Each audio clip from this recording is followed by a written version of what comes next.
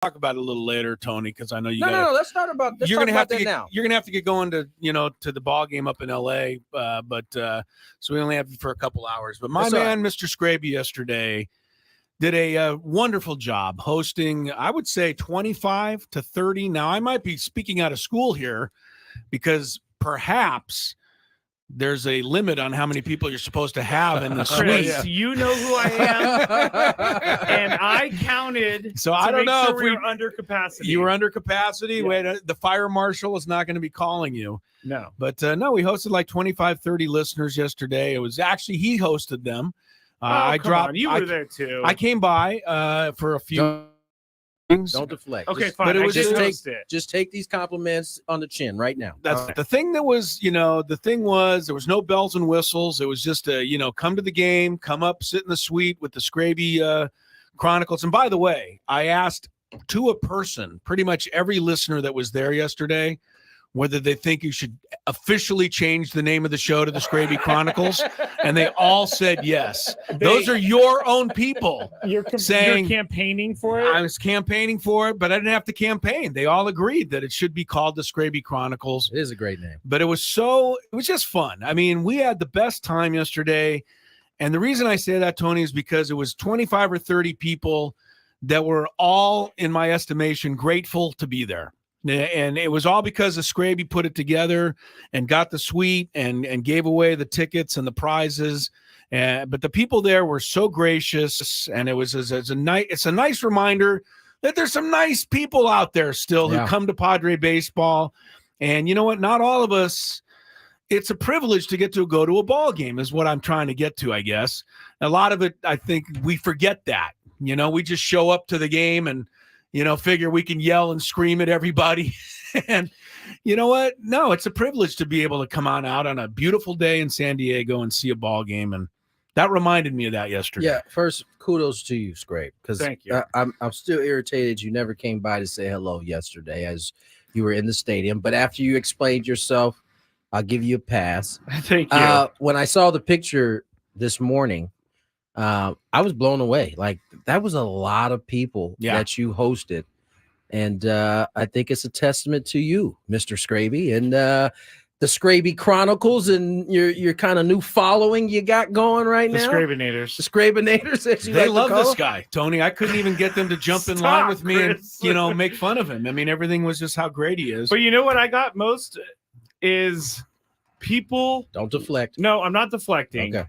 Well, I am kind of deflecting. I knew you were, but it sounded you had a deflect voice. I think we left there on such a high because the Padres were so awesome. I don't know if we're leaving there on that big of a high if it's 5-1 loss. I disagree.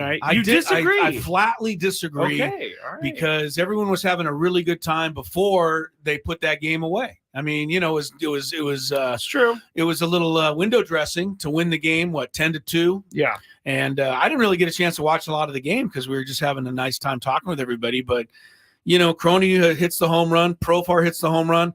We had such a good. Our suite is right there down that right field. But we have a view down the right field line. Yeah, we had. I don't know about you, Tony, views. but I wasn't sure that either guy was 100% certain they had a home run on those fly balls. But you could just see they would not go foul. They both stayed fair, and it was a great moment. But I think everybody would have had a good time, win or lose. They had a better time because the Padres won, but I don't think that was imperative. Well, I appreciate that, Chris. So you did a good job, and it was a nice day. And I just want to thank the people more. Yeah. I'm thanking them more than you because you got them there. No, absolutely. But they made it, a really fun afternoon. Yesterday we had Dylan and his lovely wife brought their 9-month-old daughter, her first baseball game. We had one of my friends, and he brought his son, who is 4 years old, who loves Fernando Tatis Jr., and he, screamed for Fernando anytime he was on the field. And who also, once he was introduced to me, I believe his name was Weston, That would be Brandon's that was another son. Oh, well. Oh, those two kids were really pumped up too. Weston was very pumped up, and I don't know, I must have had something on my chin, but he couldn't stop staring at me. He's 4 years old, and he kept looking at me. He's like, and I'm like, what? What is it? What did I do? Who's that guy with the crazy Who's hair? that weird guy there? He's just who kind of looks like he spent the last hour and a half trying to find a parking spot. Oh, that's another story. That's another story. I got to say something. I can imagine Chris. parking wasn't great yesterday. Well, when you have, you got the credential to get into the MTS lot, but if you don't get there by the second or third inning, that MTS lot is closed. Yeah. And once it's closed, ain't opening back up. Good luck. There's nowhere to go. Two things, and then we can move on, and I'll talk about more on the Skraby show. But Chris got a lot of really positive reviews from everyone. They told me secretly behind his back, hey man, I thought Chris was going to be really kind of mean, but yeah, he is the nicest person here in this suite. And I'm like, yes, he is. He's a really nice person. You know what? Don't give it away, Skraby. Don't give it away. I don't want people listening to the show to think I'm nice out there. Oh man. The other thing is when Sam Levitt walked into the room, that was he's a a star. moment. He is. He's a star. I'm not kidding when I tell you about 8 people went over to say hi to Sam. And Sam is gracious as always, coming by in a busy work day. Sam is like the Padres' personal Ken Rosenthal. Wait. Oh. In terms of that's how our fan base looks at him. They love him. Yeah. They love him. I saw him walking around on the field after the game after he did an interview, and he was in a hurry because he had to go do his post-game show. People kept yelling at him from the stands, and he didn't want to be mean, so he was stopping to talk to them, and then he was trying. You know how you're trying to get where you got to go, but you don't want to be rude, so you're pulled in 2 different directions. See, if we're patting everyone on the back right now, which sounds like we kind of are, why not? Tony got some really great stories too, because they were telling me stories, and you know what's great about hearing Tony's stories is they're always different. But I guess you were getting an acai bowl one day, and someone like screamed your name. And you turned around and you came back and you said hello to them. And they were just blown away that you would even come back to say hello to them. So yeah, Tony's that kind of guy. It's part of we're all giving our responsibility. You're giving away way too many secrets, Greg. All right, let's get into some baseball. Yeah, let's get to some baseball. I'm uncomfortable enough. Yeah, we've got a lot of patting on the back. It's time to get to some hard-hitting sports talk. Yes, that's what people tune in for. The hard-hitting sports talk. While Skraby finishes getting ready for the show. Yeah, no kidding, man. Are we ever going to be on the YouTube channel today? Padres get the victory yesterday. They did it in a way that was encouraging. Yeah. It wasn't the big one inning that got them back. They pretty much scored every other inning. Around. Yeah. Yeah. And it was cricket numbers across the board. They didn't have one inning in which they only scored 1 run. Yeah. They piled on a little bit. They did. And that's always nice to pile on. And, look, all I can say right now, Jerks and Profar is looking like, Ted Williams out there. And, I'm excited. I'm so happy for him. And I was one of the ones that was casting shade on, can Jerks and Profar, get this job done as a number 6 hitter. Now he's a number 5 hitter in this lineup every day. I don't know. What's his OPS 1100? I mean, it's crazy good right now. And you brought it up the other day. He's having good at bats, but he's getting results now. Yeah. And the only thing this is not a knock at all on anybody, but when his turn came around in the order yesterday, I didn't know he had come out of the game. I was looking forward to see if he could go 4 for 4 and go for the cycle. But Mike Schultz worried about other things, which is winning the ball game, and he had his Okar in for defensive purposes. But yeah, Jerkson right now, fantastic. And I say, if you're the Padres, you secretly keep making it think like Tommy Pham is an option. Because I just think that is great motivation for Jerks and Profar. Not that he can't get motivated on his own, but Jerks and Profar doesn't want a move made. He wants to stay left field all year long, and he's playing like there's no need to get Tommy Pham as long as he does this. I 100% agree with everything you said. The baseball person in me has to caution that it is April 11th. Oh yeah, no, I get that. I get that. He said something after the game that I don't know. It hit me or it made me kind of look at it a little bit differently. He was talking about I assume the question came, and it was asked to him something along the lines of, why is it that he's having so much success here? And he said something that I thought was interesting. He said, it feels like home to me. Like, it feels like he wasn't talking about like he's talking about Curacao. And what I do know is that a lot, in my experience at least, a lot of the Latin players that are coming from overseas, when they go back, specifically like winter ball, when the Dominican players go back and play in Dominican, that's when they are in their best element.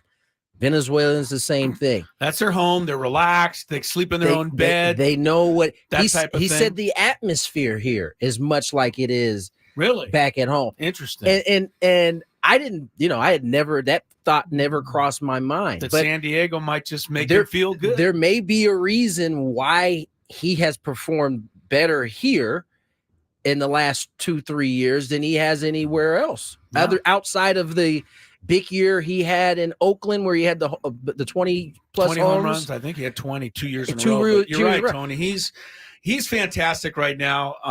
Honestly, we were talking about it on the roundtable this morning. Ben Higgins asked us, who's been the biggest surprise? Who's most likely to keep it up? And he said, is it Jurickson? Is it Luis Campusano? And is it Jackson? Or is it Jackson Merrill?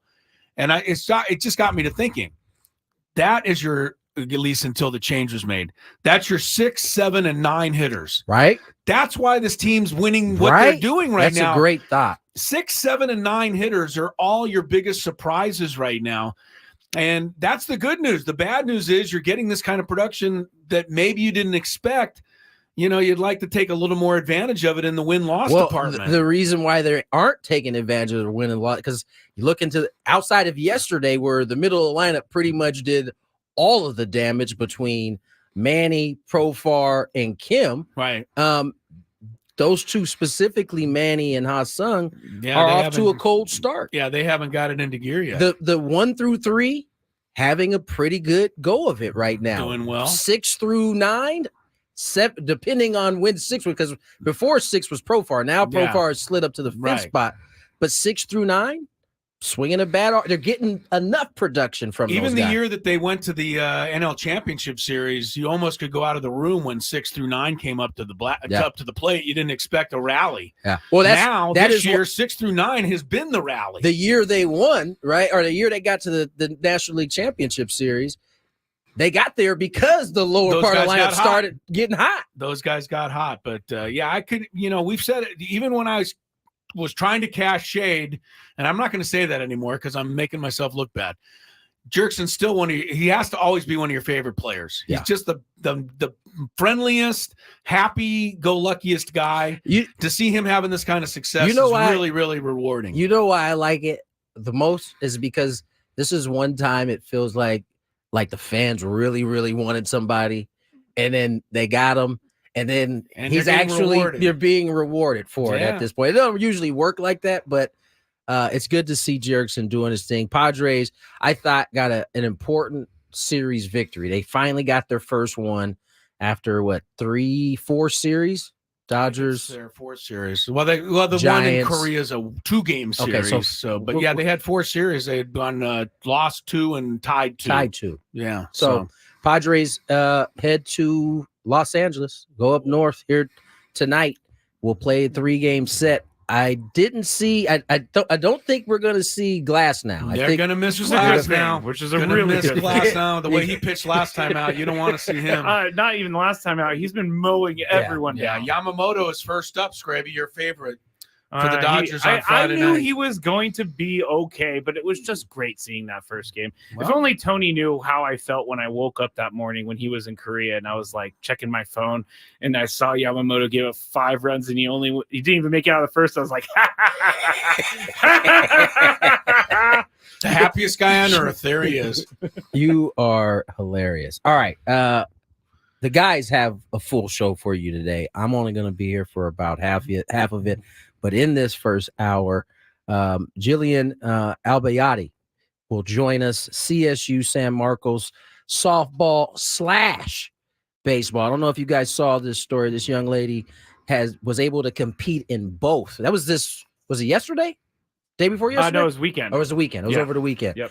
We had to have her on. That's a feat that I don't know has ever been done before, right? Played in both games in the same day. Same day. First person to do it in NCAA Division II history. I would think. Yeah. Plays baseball and softball. Yes, both in the teams same day. for And Cal she State pitched San in Marcos. baseball she pitched too. in So you baseball. know she's throwing heat. So we had Skraby did a great job getting her on today. We're going to talk to her later in this hour. We'll have that round table for you. The last hour of the show. It was good. It was really good. Yeah, it was Really very good. And if you're a Padre fan and you haven't heard about the round table, you need to make it kind of an appointment now every Thursday from 10 a.m. to 11 a.m. And if you can't listen to it then, you'll be able to hear it between 5 and 6 p.m. But it is full of Padre stuff from all of the hosts here. So make sure you put it on your calendar moving forward. And then a Skraby Chronicles.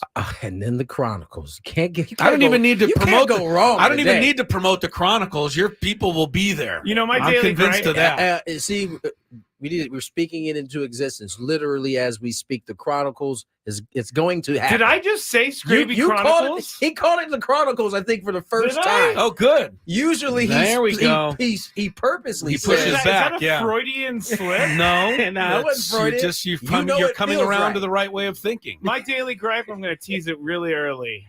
It has to do with Manny Machado bobbleheads, and I'll tell you why during the Skraby show. Let's get to break. When we return, Shohei Otani, not guilty. I'll explain on the other side. More Gwynn and Chris. Here's the throw to the plate.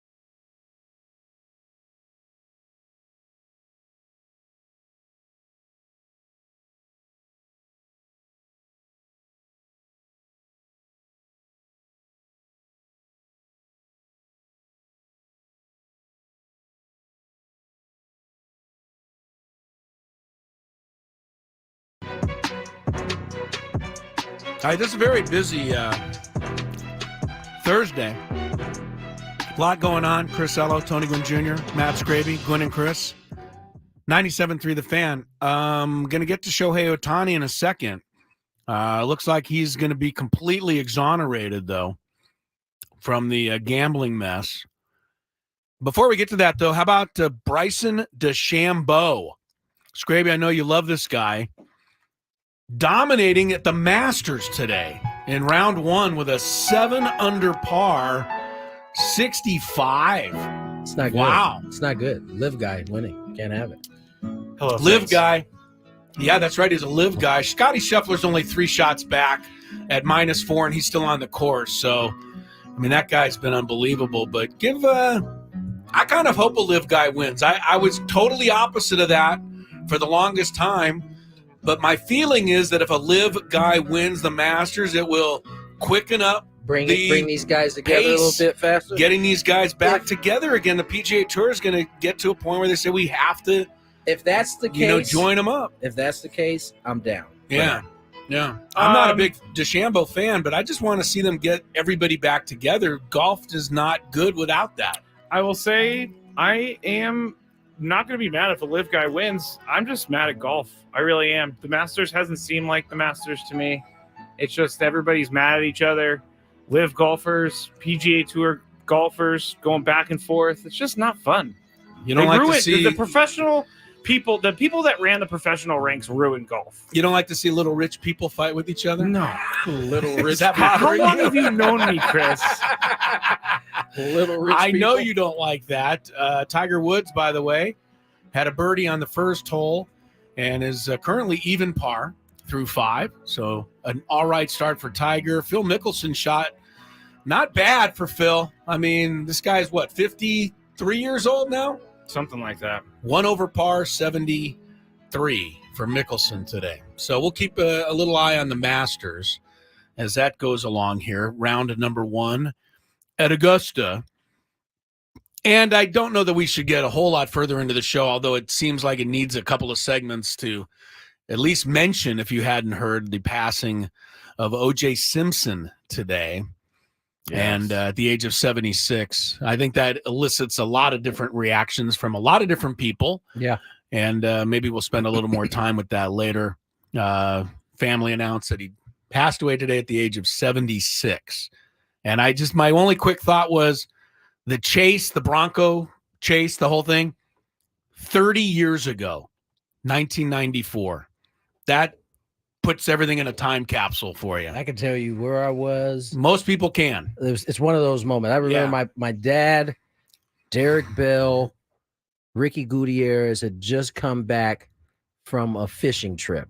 Okay. And they turned on the TV. What is going on? They were hearing about it on the radio at the time, yeah, right? right. So they came in tired. I remember my dad turned on. I just remember seeing the Bronco, not quite understanding everything that was happening. No. Just, why is this camera's just following this Bronco? And then you kind of hear the conversation. And it followed that Bronco Yes, for it about did. 4 hours, and I don't think anybody watching even so much as got up to use the restroom. Nope. No, I know this has been was- said many times, Well, but I think pizza partly sales. because, and this show you how far we've come with social media, that we're so desensitized now to the stuff we see, because the report was that he had a gun to his head. Right? And I felt like something could happen at That's any moment. why everybody stayed exactly dialed right. in. It's exactly Now, right. I don't know that would be the case. We would just wait till Somebody would shoot him a text and go, "What are you doing?" Right. Yeah.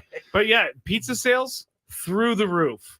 And there, Pizza sales? yes, Domino's reports that they had record-breaking pizza sales because people were so glued to their TV for this chase. Well, And I believe it interrupted an NBA Finals game. it didn't interrupt the game. The game continued. Oh, All yeah, you're So right. It's But not it like took they over. stopped the game.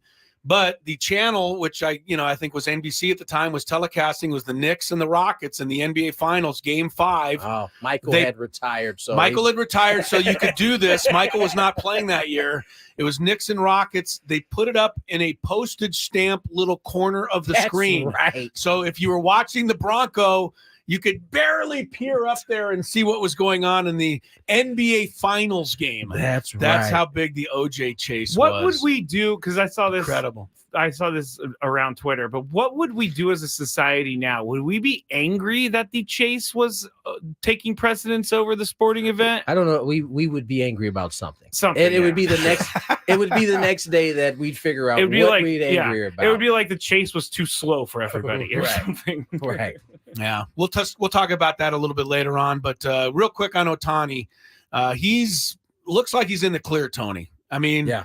With the federal agents have kind of released some of their findings, and basically the interpreter's going to take the hit. And from the reports I'm reading, he's going to basically surrender and plead guilty to stealing this money from Shohei Otani. Now, whether you want to believe that that's whatever it is, you know, I mentioned it from the beginning. Most of the things I had heard were that Shohei was going to be off scot-free, and it looks like that's the case. I mean, this is how I heard the story the following day it happened.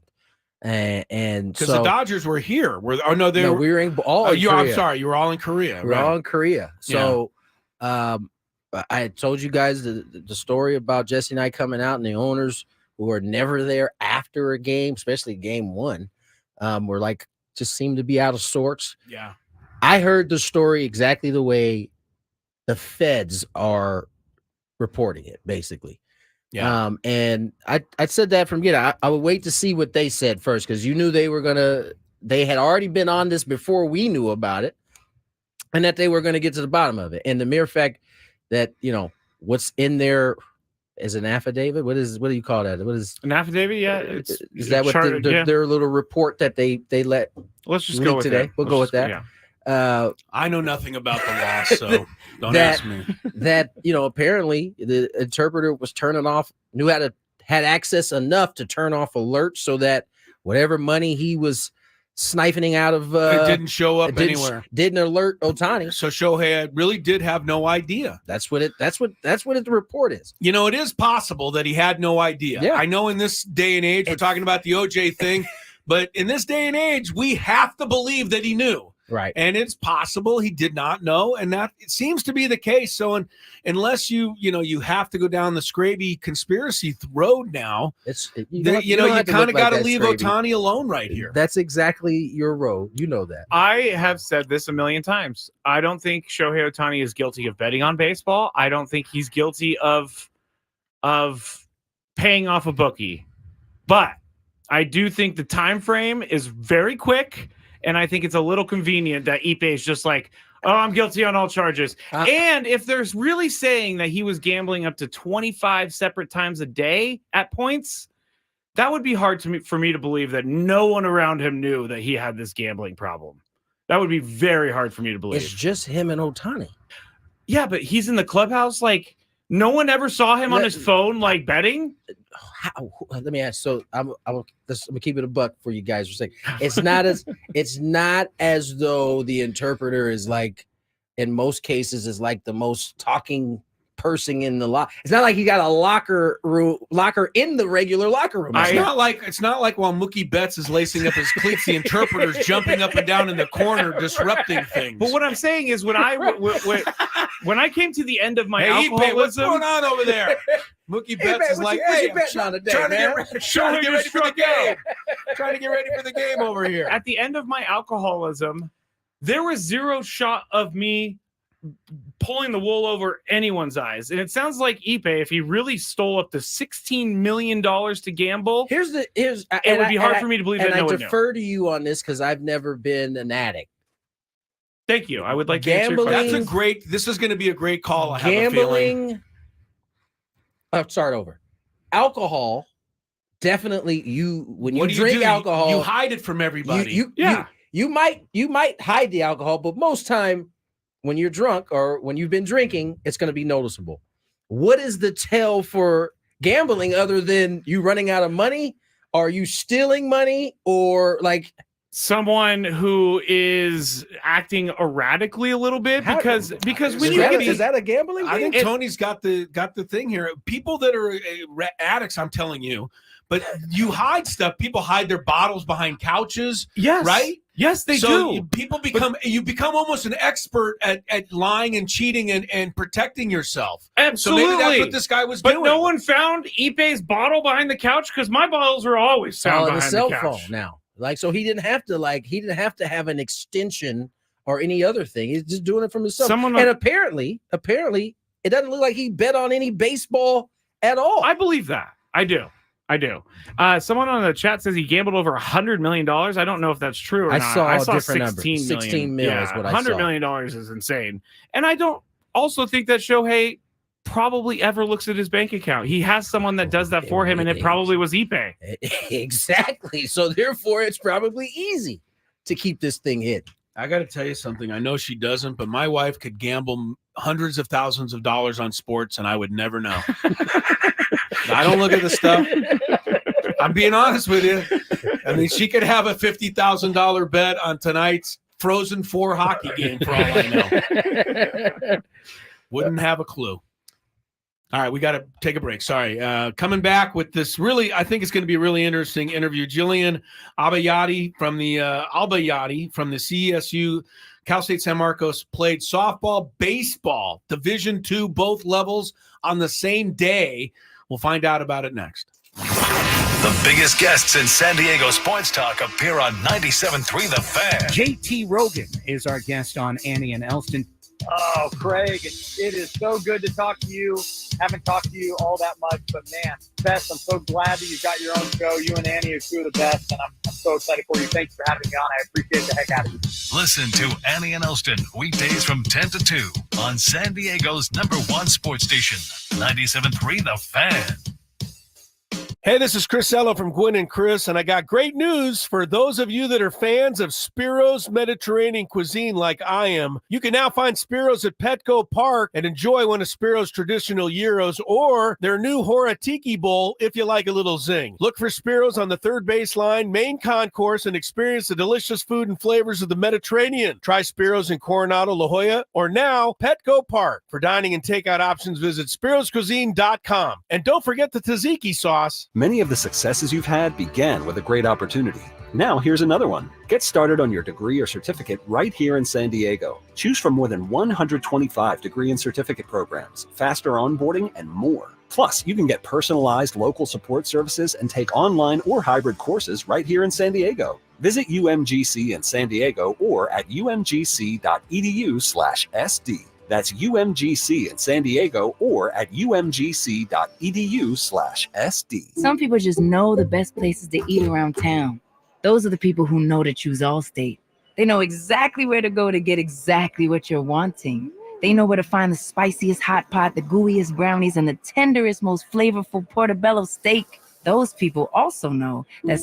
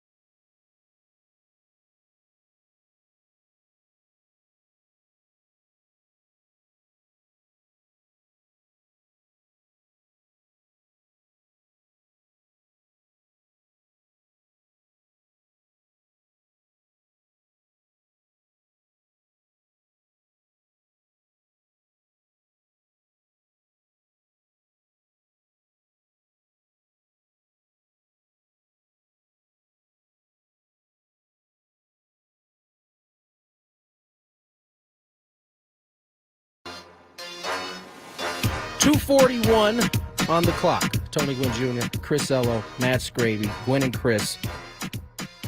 Just finished.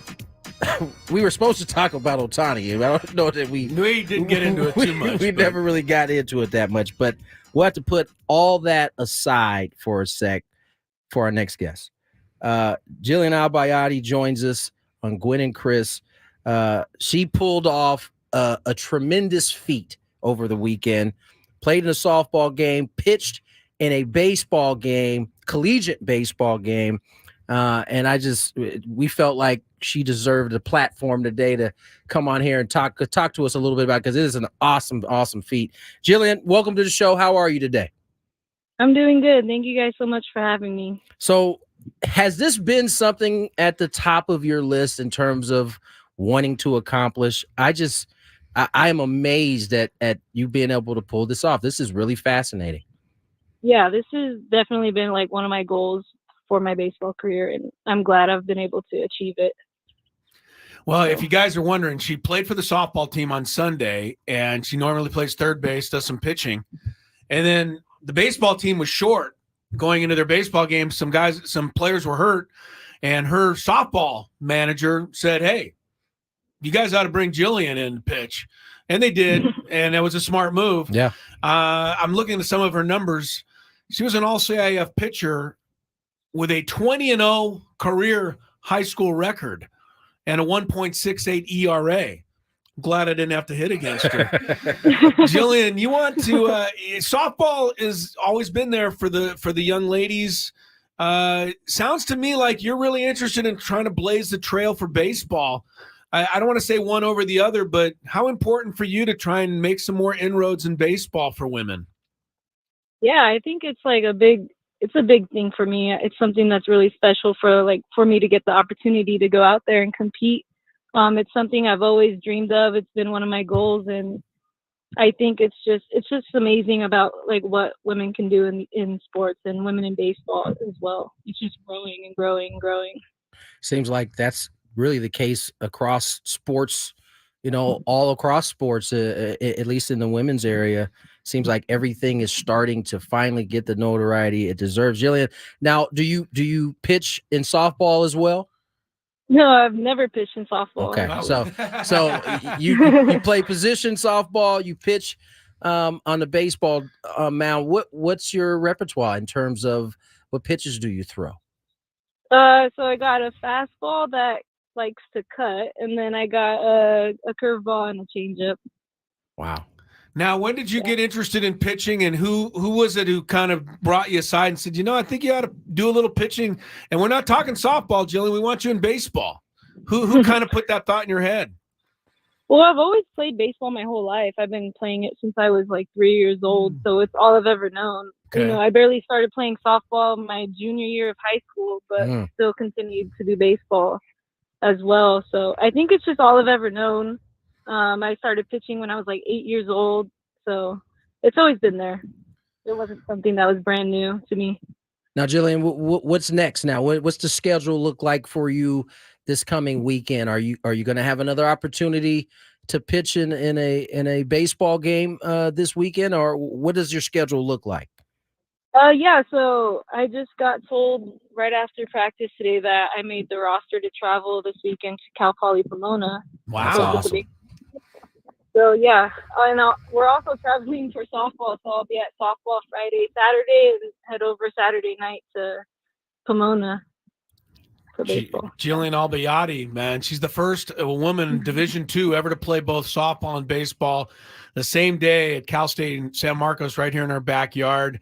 Jillian, it's a hard question to ask, but as a young lady pitcher, did you ever feel like there was some extra eyes upon you and people saying, and you feeling like maybe you had to prove to other people, hey, look, just don't look at me as a young lady, just look at me as a pitcher? Yeah, absolutely. I mean, going out there, you're like the only girl on the team. Obviously, I've gotten used to it over the years. It's become my normal, but yeah, there's always going to be extra eyes on you. People are always watching, but I just go out there and just, I'm just like a baseball player. I just go out there and want to play, want to throw, want to win. It's not like I'm going out there to throw strikes and not just to prove like that, oh, I'm a girl, I can do it. But like I've worked really hard and put in the extra work to prove that I am capable of, competing. Jillian Albayati joins us here on Gwynn and Chris. 2:46 on the clock. Jillian, how do your teammates take to this? How have your softball teammates taken to this? How have the boys on the men on the guys side brought you in? Yeah, my softball teammates are all up for it. They were so excited when I went to go pitch last Sunday, and they were running down to the field to go watch me warm up and stuff. They were really excited, and the baseball team. I walked in the bullpen, and the whole pitching staff ran down to the bullpen to, they were so excited. Like everybody's just been so supportive on both teams. I'm very grateful for it. They want to see what you got. Yeah. Jillian, now you are on the U.S. Women's National Baseball team. So, yeah, I mean, you've already obviously caught the eye of people and know that you can do this. I was also reading that you might have a chance to play for the Savannah Bananas. Is that true? Yeah. Is that something have you done that yet? Or is that something that might be coming up? I haven't done it yet. I'm waiting till my season's over to, hopefully make some appearances this summer. Well, this is a great story. We have celebrity in our midst here, no doubt about it. We certainly you certainly got us in here in this studio pulling for you. Good luck the rest of the way. Good luck this weekend in your next attempt to have another scoreless inning of baseball, and we'll be paying a lot of attention, Jillian. Thank you. Thank you guys so much. Good luck, Jillian. That's awesome, man. Really good. To I don't think people understand how difficult that is. I don't understand how many inroads young ladies are starting to make into the game of baseball. Like I haven't really kept up with that. I remember the young lady, Monique Davis, who was on the cover of Sports Illustrated. That seemed like it was 10, 12 years ago now. It might have been. Now. Maybe, and I remember her. I saw her on TV recently for some reason. Right, but she was pitching in the Little League World Series, but I never really saw a whole lot after that. But I mean, do you think we could? I mean, I'm going to get in trouble if I say this, so I won't. It's hard to picture women being able to play professional at the highest level with men. I'm sorry, it just is at this point in our world. But I could maybe see somebody pitching, Tony. I don't know. She throws 98 miles an hour and her breaking ball falls off the table. What do they care if she's getting them out? Baseball's unique in that it's a really skill-based game. Yeah. Where you don't necessarily have to be the best athlete, strongest athlete. I don't know. I'll never say never. We haven't seen it in any of the other sports. I know we've experimented with tennis a little bit, but I don't know that Annika Sorensson playing some golf many years ago. Right. I don't know that was it's at the highest level, but not against necessarily the best of the best, right? Right. No, in golf, you're playing more against a course than you are against other individuals. So I don't know. I'll never say never. It's certainly I think that's a good way to term it. You never say never. Yeah. Maybe somebody like this, can do something like that. She's going to pitch for the crazy Savannah Bananas. I've seen the videos. They dance, they hoot and holler. This is not a Chris thing. I can't get into it either. I know, but they actually do play some baseball. Like you have to be able to throw the ball. Are they like a minor league team? They're a team. If the fans catch your foul ball and you're out, I don't know if I can consider that baseball. Is that true? Yes. Okay, that's true. Yeah. Yes. That's kind of crazy. The pitcher goes into the windup and the second baseman and the shortstop do a dance. It's really weird to me. If I foul a ball into the stands and someone catches it, I'm out. Yeah, you're quitting. I'm done. I mean, you got basically a zero batting average if that's happening. It's already bad enough to pop out to the catcher. Into the stands? I just want to correct one thing. It's Monet Davis. Monet, thank you. What did you say? That's right. I said Monique. I just wanted to get corrected no, before that's I good. got a bunch of emails about. It was a long time ago, but I'm glad to see that our minds are open enough out there. Where you say, hey, she can pitch for me. She can pitch for me. And obviously she can do it. I mean, all CIF tells me that she was at pretty much one of the higher levels of high school baseball, Tony. She made, all CIF. It wasn't like, I don't know what her school was in Anaheim, but 20-0. They don't give you all CIF. I feel like if you're going to see it, it's going to be pitching. I feel like maybe. Because you think of a Jamie Moyer who wasn't he was getting people out. That's right. So Kyle Hendricks until yesterday. Yeah, Kyle always gets people out. But they got him yesterday. Thankfully, they got him yesterday. That was nice. That was good to interview. She seems like a nice young lady. And I love the fact Kirk that Kenny, by the way, compete. Kirk was the guy on this story for the San Diego Union Tribune a few days ago. So it's kind of getting to be national news now. Sorry, Kirk, we went around you on this one, buddy. We went straight to the source. Yeah, that's right. That's right. All right. Well, very good. That's exciting. Cal State San Marcos is doing some things in sports. They made the Final Four in women's basketball also this year. Had a heartbreaking loss there. What Skraby's not paying attention to the show. No, don't you worry. He was teaching. I'm training Nick. He's teaching right now. I mean, Nick doesn't need much training. He just needs to know how we run the show. Why are you staring at me like I'm an alien? You know Chris? who didn't know how to run the show today when he sat in your chair? Oh, Chris Ello? I heard. I had to sit in your chair this morning. Yeah. He was over there messing with buttons to the point we couldn't hear him talk. You know how bad it got? Tony Gwynn Jr. reached over and straightened one of my buttons out. Now that tells you how far off course I was. See, Tony, at least when he's on the road, he goes into radio studio, so he has to kind of run the board a little bit. Yeah. Why were you touching buttons? Look, he took his mic volume good. and brought it down. And all of a sudden it was like we couldn't hear him. And he was talking. His mic was on. I couldn't hear well enough, so I was messing with his buttons. Like this? It was a problem.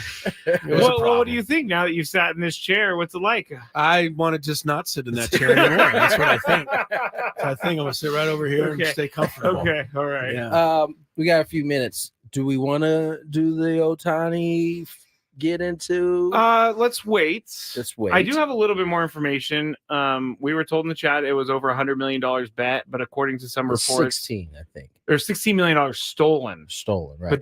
But he's apparently, they're reporting he's won more than $140 million, but he's also bet more than $180 million. So he hasn't won $40 million in the hole. Most people that have won $100 million have lost $200 million. Right. Yeah. He's in the hole, is what you're telling me. They me. usually are. People want us to introduce Nick. Do we want to? I don't know. Nick, come on over here. Come on over here. What Nick. do they want to meet him for? And they said Chris Ellen was the nicest guy. See, I had him fooled yesterday. That was low-hanging fruit right there. Nick, you have to say that. Just say hi to all the listeners and tell them what you do here. Hey everyone, my name's Nick. I do Padres board operating. So whenever you hear Padres game, I'm usually the one behind the board, making sure everything fires out on time, making sure Jesse and Tony Gwynn Jr. or Scanlon, whoever's there, sound good. I must say, Nice Skraby, job, now that Nick has revealed what he does. Yeah. Where is this? We haven't had any mess ups in a while on Padres radio. You're right. You guys have the crew, the best crew. We do. Between him, Maddie, Frank, they do. Hamby, I think, is getting in the Hamby mix. doing it He's too. getting in the mix, yeah. Yeah, man. We've been It's the board ops have been on it. It's a job that's bigger than one person. There's no question about it. Oh, yeah. It is a job bigger. But I will always tell the story of the time where I was running the board and Ted Leitner called for a legal. It was game 142. And I missed the legal. I went to commercial break, and then Dave comes on going, legal. So I pull down the commercials and I do the legal, and then Ted comes back and says, game 142 here in studio, or here at the Petco Park, game 1 back in studio. Don't leave Ted an opening. I deserved it. Don't ever leave Ted an opening. I'm laughing not because of what Ted said, but the fact that Dave was the fact that he was doing that means he was probably getting a business. Well, because I'm just back here hey, everybody, let's talk. Oh, we're going to break here. And I hear Dave down the line panicking. Anyway. That's hilarious. All right, let's get to break. Daily Gambit on the other side of this 2 o'clock hour, because it'll be 3 o'clock. More Gwynn and Chris on the way.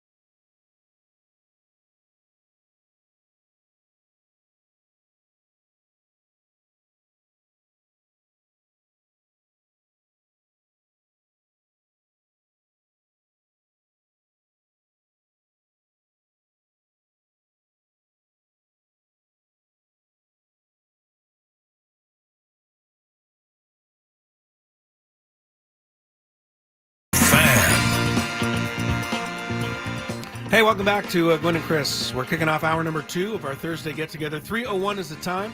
Chris Ello, Tony Gwynn Jr., Matt Skraby, even Nick DiNucci. We're all here in the Odyssey Palace studios. Why not? We had like 17 of us jammed in here this morning for the Padre Roundtable. If you missed any part of it, it's commercial-free Padre talk, and it's coming up again between 5 o'clock and 6 o'clock this evening. For your ride home, you'll get great Padre baseball insight. Everything going on with the Friars, who have a day off today. Tony will be jumping on the bus here in a little while to head on up to Los Angeles.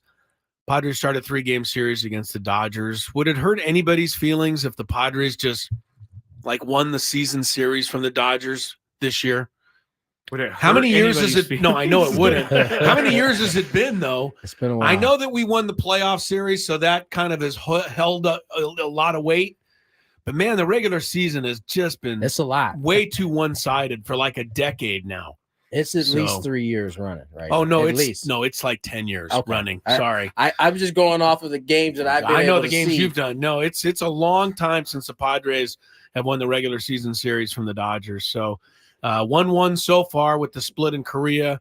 3 more coming up this weekend. Michael King starts at Friday night against Yoshi Yamamoto of the Los Angeles Dodgers. The Masters, round number 1 in Augusta.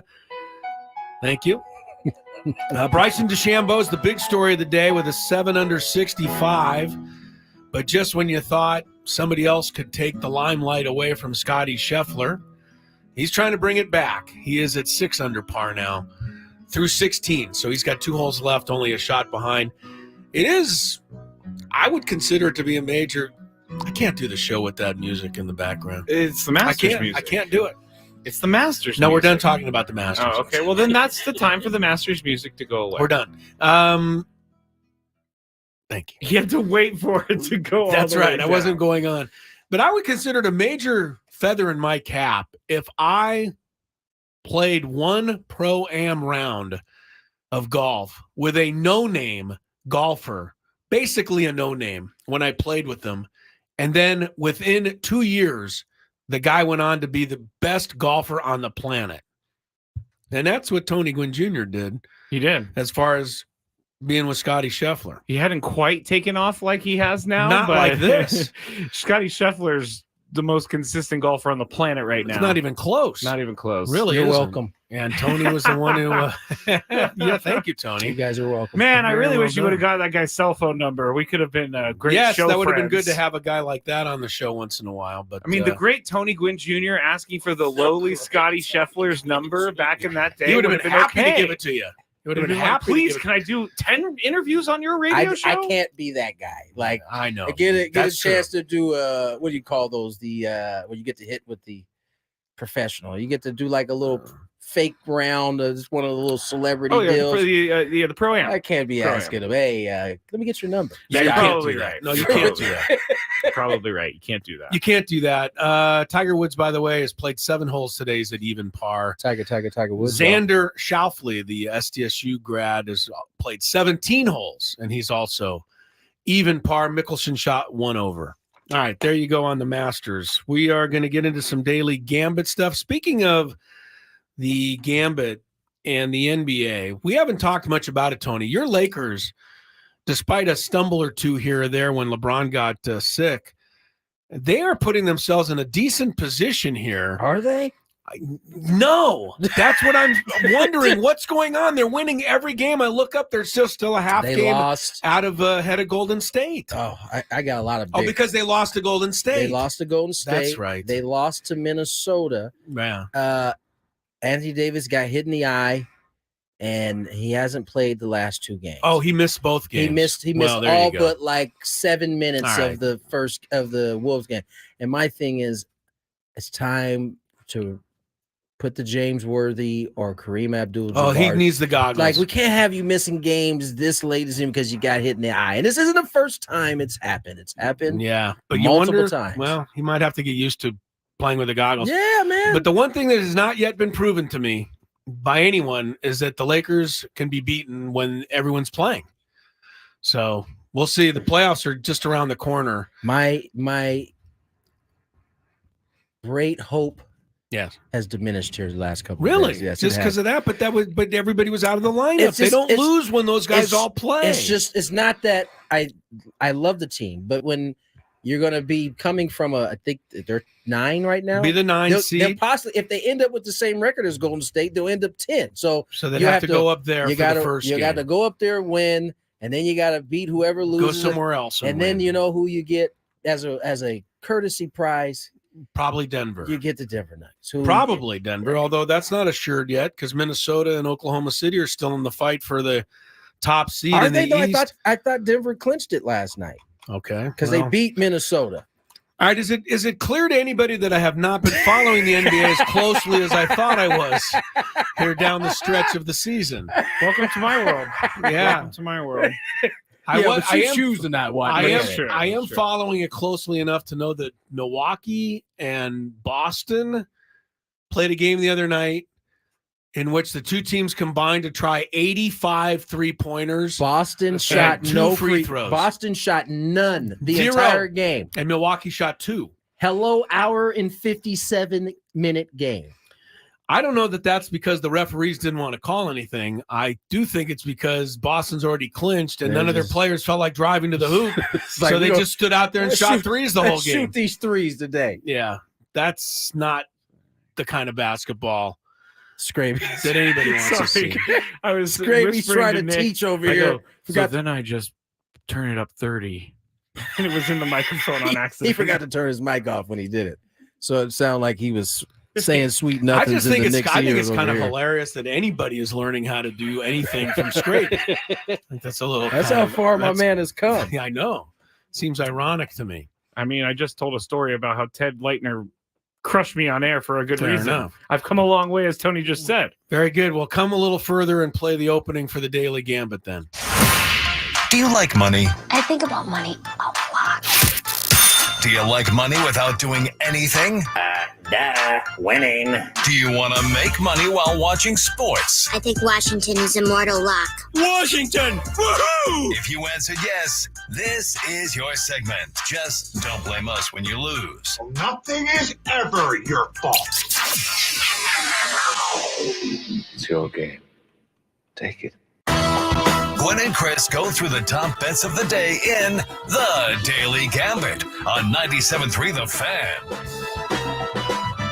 Daily Gambit is our daily sports betting segment here on Gwynn and Chris. Please, everybody, gamble responsibly. Or don't pay attention to the segment if you are Shohei's interpreter. He's locked in right now. What are you talking about, Chris? He's locked in, all right. He's about to be really locked in. Gonna be locked up.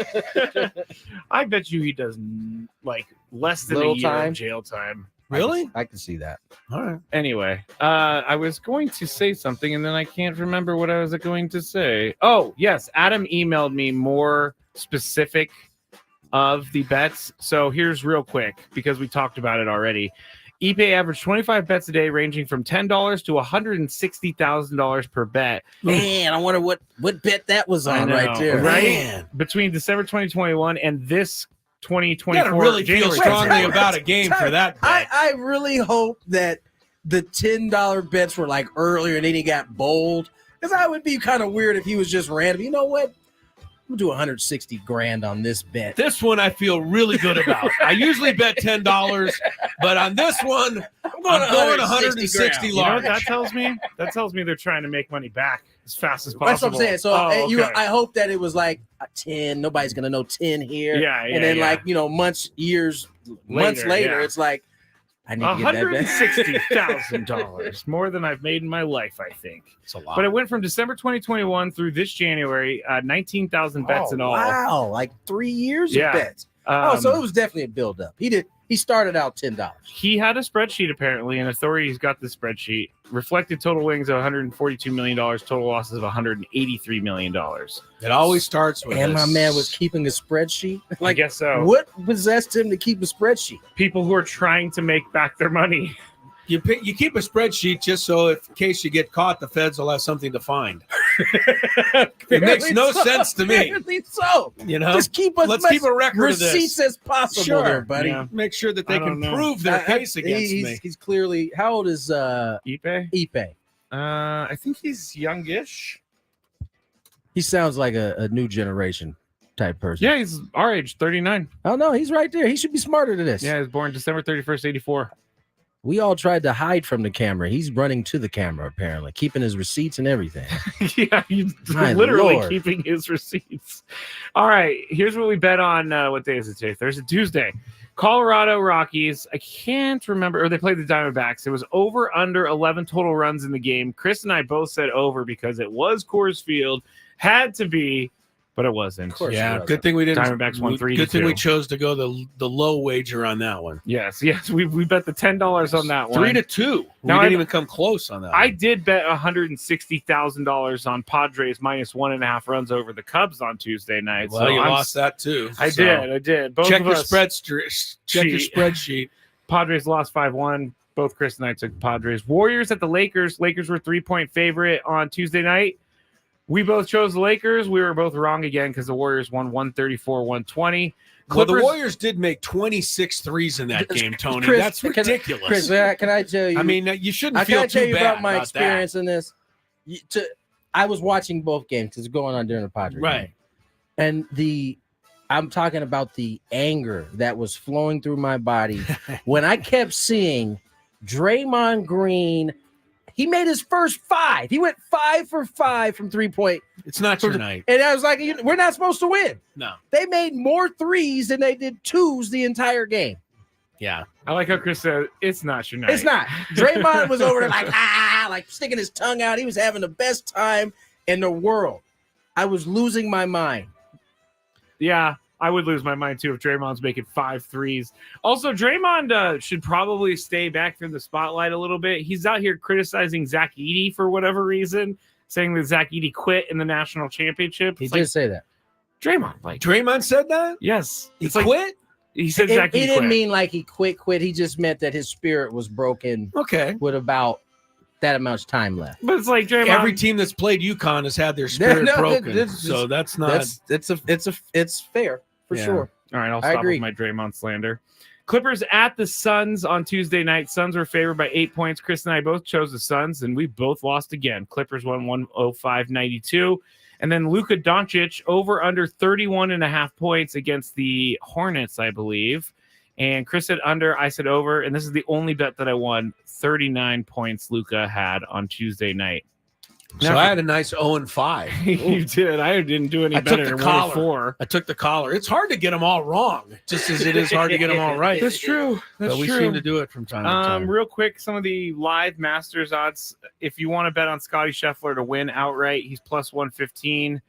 Bryson DeChambeau plus 500. Rory McIlroy plus 1600. Ludwig Aberg. Ludwig. Who? Ludwig. Come on, thing man. about that just tells you how good Scotty Scheffler is, though. I mean, he basically him or the field is 50-50. Yeah. I mean, that's crazy. And earlier I was checking the odds, and he was already in the lead when he was 4 shots back from Bryson DeChambeau. So now he's only really one believe. back.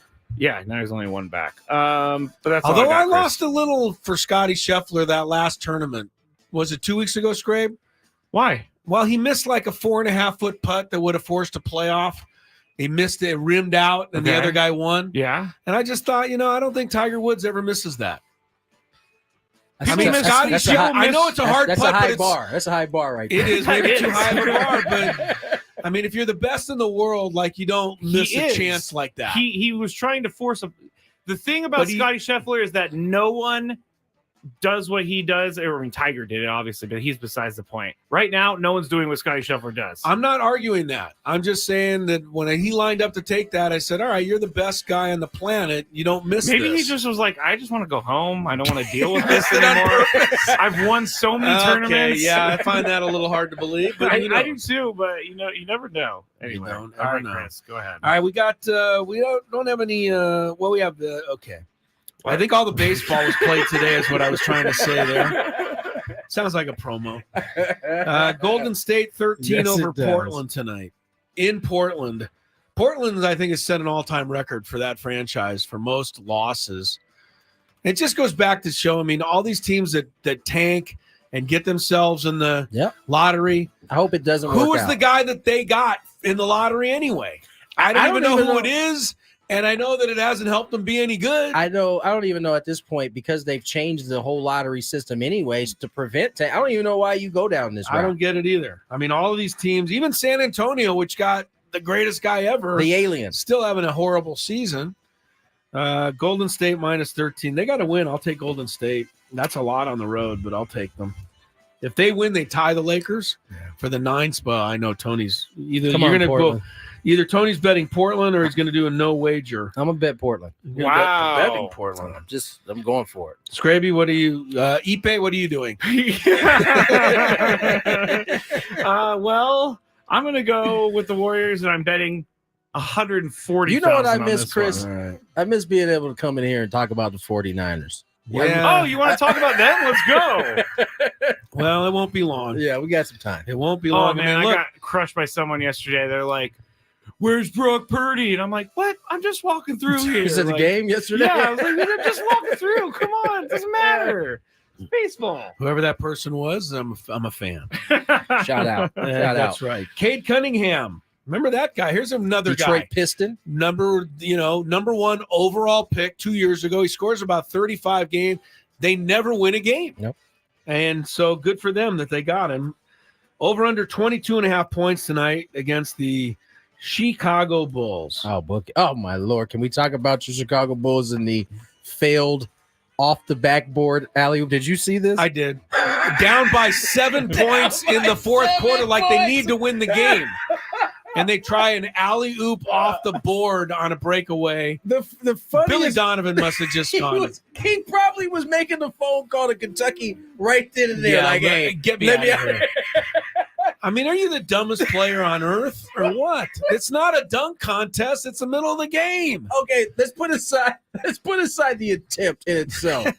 What is Andre Drummond doing behind? He thought the lob was for him. He thought so. He ran into the other guy. It was a colossal comedy of errors. You're right. Colossal. Did you see it, Scrape? No, but it sounds hilarious. Please pull it up when you get a chance. I'm going to. It was fun. I'm going to. All right, for that Anything reason, to make fun of the Bulls. Yeah, they deserve to be made fun of. Tony, you're up. Cade Cunningham, 22.5. Over. That's not very many. Scraby? I've never heard of this guy in my life. Really? Number one really overall pick a couple years ago. Oh, yeah. Yeah. I'll go with Tony. He knows what he's talking about. I'll go over. Well, the Bulls haven't guarded anybody all year. I don't know why they're going to start tonight. Steph Curry, 4.5 3-pointers. I bring this up because every other guy in the league their over-unders like 1 or 2. He's got 4. His are 4.5. He's got to make 5 for you to win the bet. Scraby. I mean, they just made, 26? They did, but 5 is still a lot. Yeah, I'm going to say under. Under. All right, I'll say over. I'll just say, why not? It's Steph. Tony? Under. All right, we're going really out. I mean, it's just showing you what's available today. It's the Frozen Four, guys. You know what that is? The Final Four of the NCAA Hockey Championship. It's one of my favorite names. All right. Right now, Boston University leads Denver 1-0 in the second period. They're always there. Who? Boston U. Boston U and Denver. Are they there? Denver. Crazy powerhouse. Well, they're losing 1-0 second period. The other game, the second semifinal, Boston College against San Diego State. Who's that? Such a sports fan you are. Michigan. Michigan. I took a random little bit of, I don't know. I was thinking when you said San Diego State, that was all that was flowing in my head at that point. No, Michigan. No, that's in. Oh, yeah, it's different. That's different. Totally different. You're right. Boston College or Michigan. Boston College is a 1.5 goal favorite. You guys just gave me a conversation starter with Jake Cronenworth there. He'd be all over. Oh, yeah, the Frozen Four today. He might have it on his phone on the bus ride up there. Tell him about it because he may not even know about it. I'm sure his dude you loves think he'll hockey. know? Yeah, he loves hockey, and he certainly loves Michigan. Definitely gonna all right, pretend for, like for I know Jake, a little I'll take something today. Michigan. For Jake, I'll take Michigan plus the 1.5 since they're underdog. Tony? Michigan going with Jake. Skraby? The maize and blue. All going with Michigan. One thing I like about Michigan, if I recall, their hockey team, the helmets, they make them the same as the football helmets. Yep. They're pretty cool looking. That is cool. One more bet. We got to get to break. Just relax. We got one more big one to make. It's always the same thing. It's like 19. He's like, one more to go. I had to get this one in. Already on September the 6th, the game that is being played in Brazil, is it? Yes. The NFL game? Yeah, the Eagles. Eagles are favored by 1.5 over the Packers. I just think it's crazy that you can already get a bet down. Don't even know what their roster is going to look like. 7 months before the game. I'm just throwing that out there. We're obviously not picking I'll that take one. I'll take the pack. You're going to take the pack. Are you going to stay with that for 7 months? As long as no injuries happen. I think Jason Kelsey retiring is going to be a huge thing for that team. All right. We'll keep that in mind. We'll take a break. Thanks, Chris. Take a break and then check some traffic. From the 90s. Tiger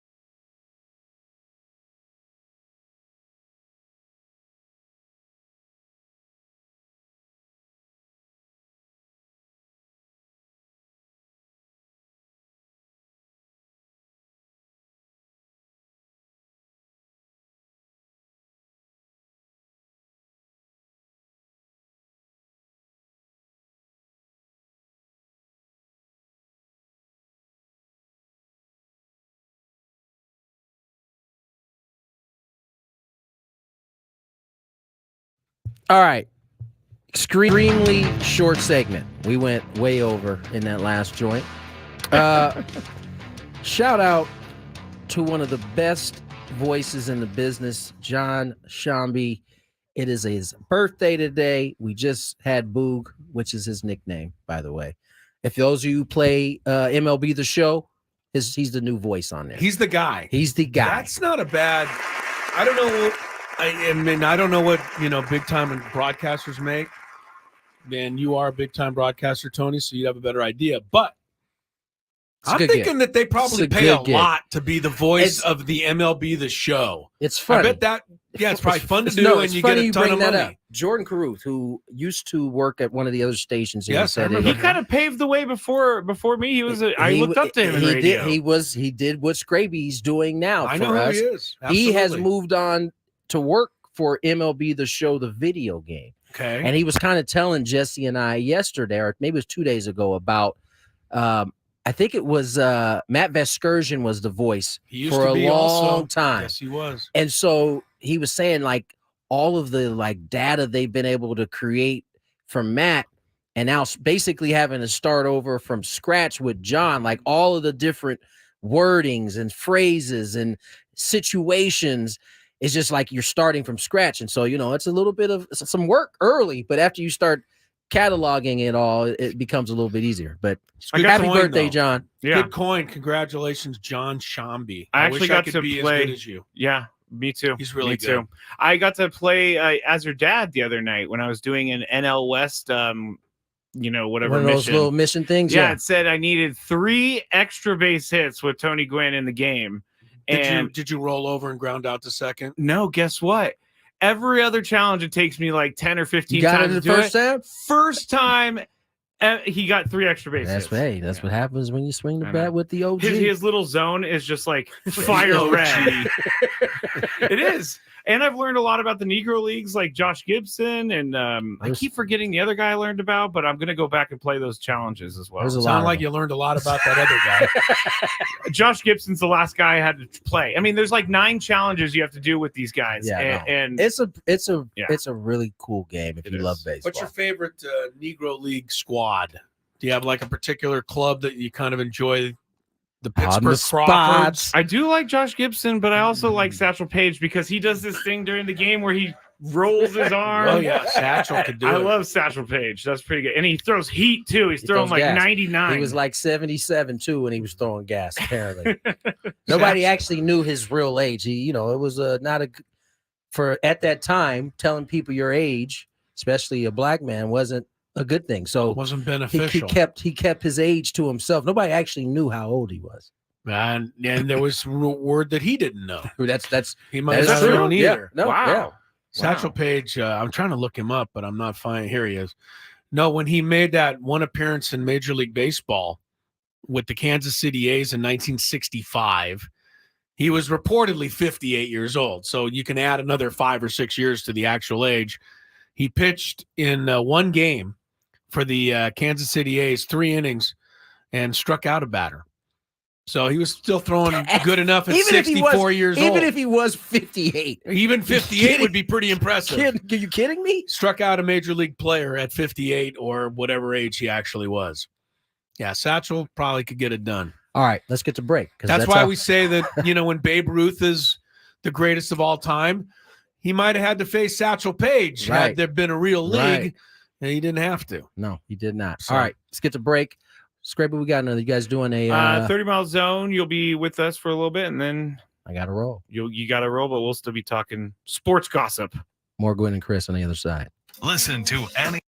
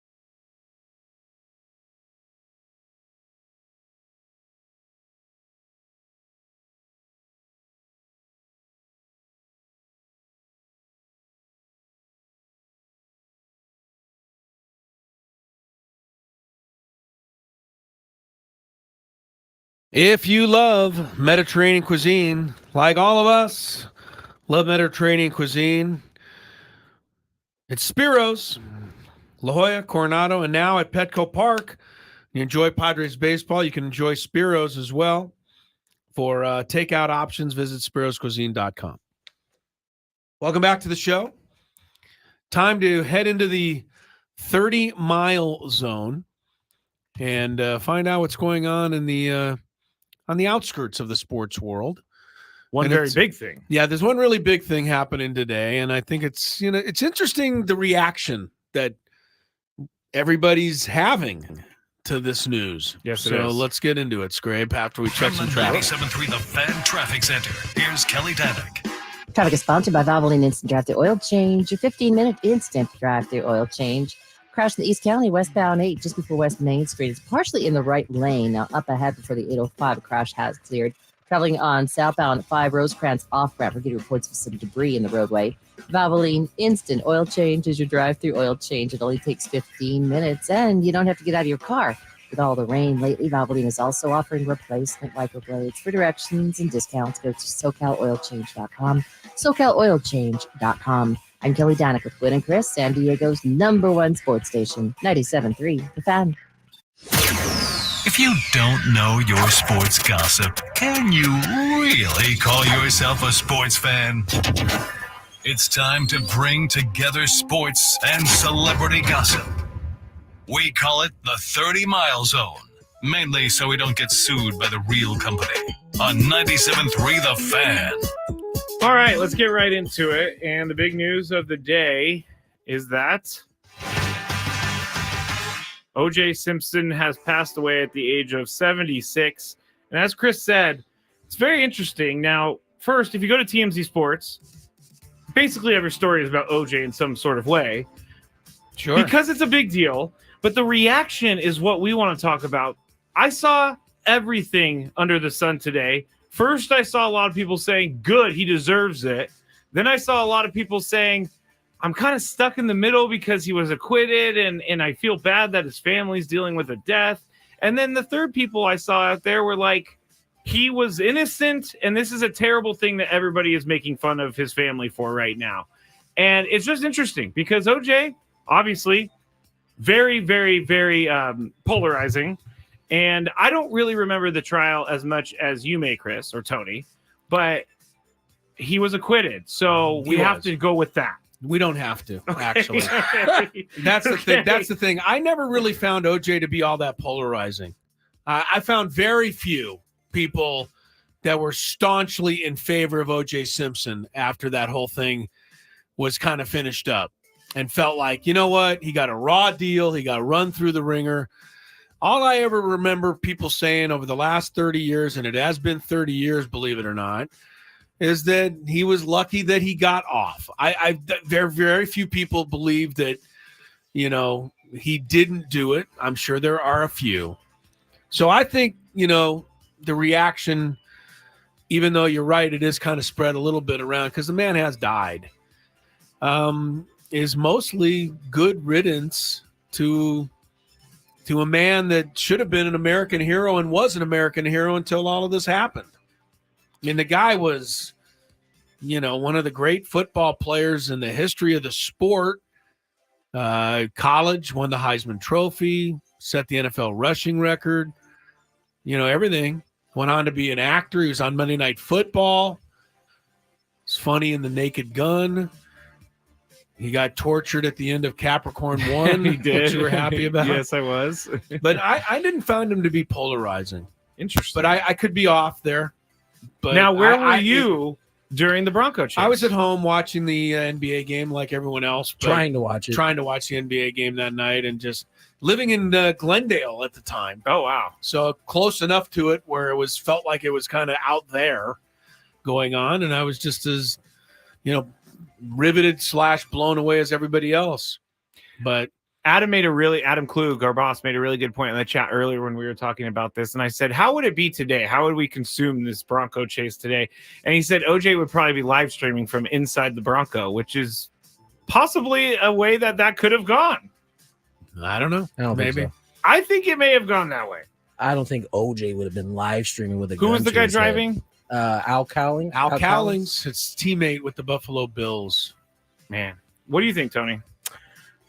I was actually surprised by some of the Support? commentary and support because, you know, a lot of people feel the way Chris kind of expressed that he's seen people feel, right? Which is he did it regardless of what the court system says. I think it is important to understand or to recognize that he wasn't actually proven guilty on that particular case.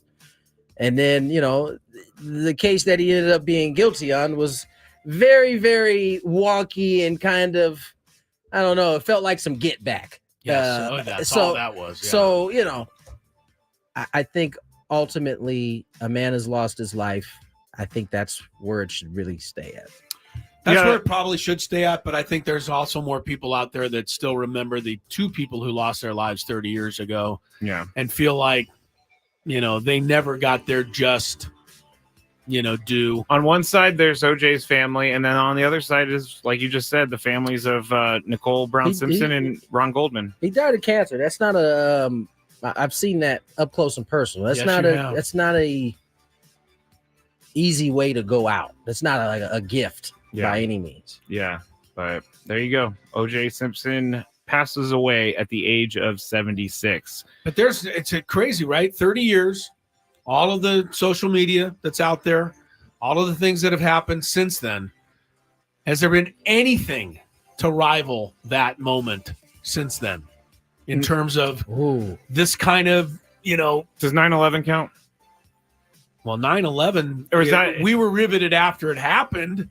We certainly weren't expecting that. No, I don't think it's okay. That's a different category. I see where you're going. going. It's a much different category. Yeah, that's like that's a disaster. Yes, like, it is. I'm trying to think. Like any hostage situations. I don't think there is anything that has, and I'm sure the chat will help you out on that one.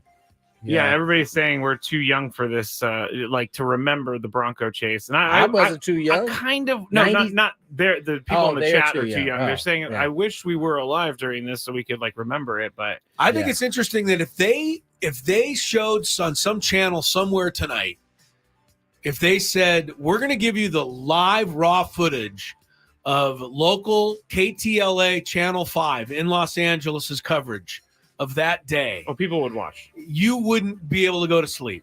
I guarantee you'd watch the whole thing till 3 in the morning. I guarantee it. As they watched the first 30 minutes of it, there would be so much complaining about this is all. Because they're so used to like a camera being in the car. Yeah, while you're right. They would be so bored looking at a car just driving down the freeway. These folks would hate that. Nah, we weren't bored, and people were on the over ramps, hanging out, cheering people him had on. Signs, yeah, I remember that. Oh my God, wasn't that really one of the? Excuse me, choking here. Wasn't that really one of the first live broadcasted things that people? The only thing that you can even put in remote comparison was Lee Harvey Oswald coming out of the jail cell. I wasn't around for that one. I know I wasn't either, but being Jack shot Ruby. on live television. Is it Jack Ruby? Yes, after the killing of Kennedy. I know those are moments that everyone knows where they were, and you hit it, Tony, and you said, yeah, I know where I was, and you weren't very old. No. Everybody would remember that day. It was crazy. It is crazy. So if you have anything to say on the chat, then let us know. But otherwise, we'll move on as Tony is going to be heading out to Petco Park, going up to Dodger Stadium. But yeah, I know. I'm disappointed. Sorry, I'm disappointed that he's going to they'll probably take the 5 freeway up. I think in honor of OJ, they should be on the 405 because that's where the Bronco was traveling that day on the 405 North. All right, real quick before Tony leaves, Tom Brady was asked for his childhood crush.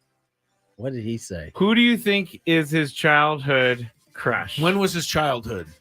Like in the 70s? He's a little older than See, that's why I think the person he chose was, I don't think in his childhood, maybe in like his teens. Okay. So who was like, for me, I've already said this first day of the Skraby show, Britney Spears was my girl.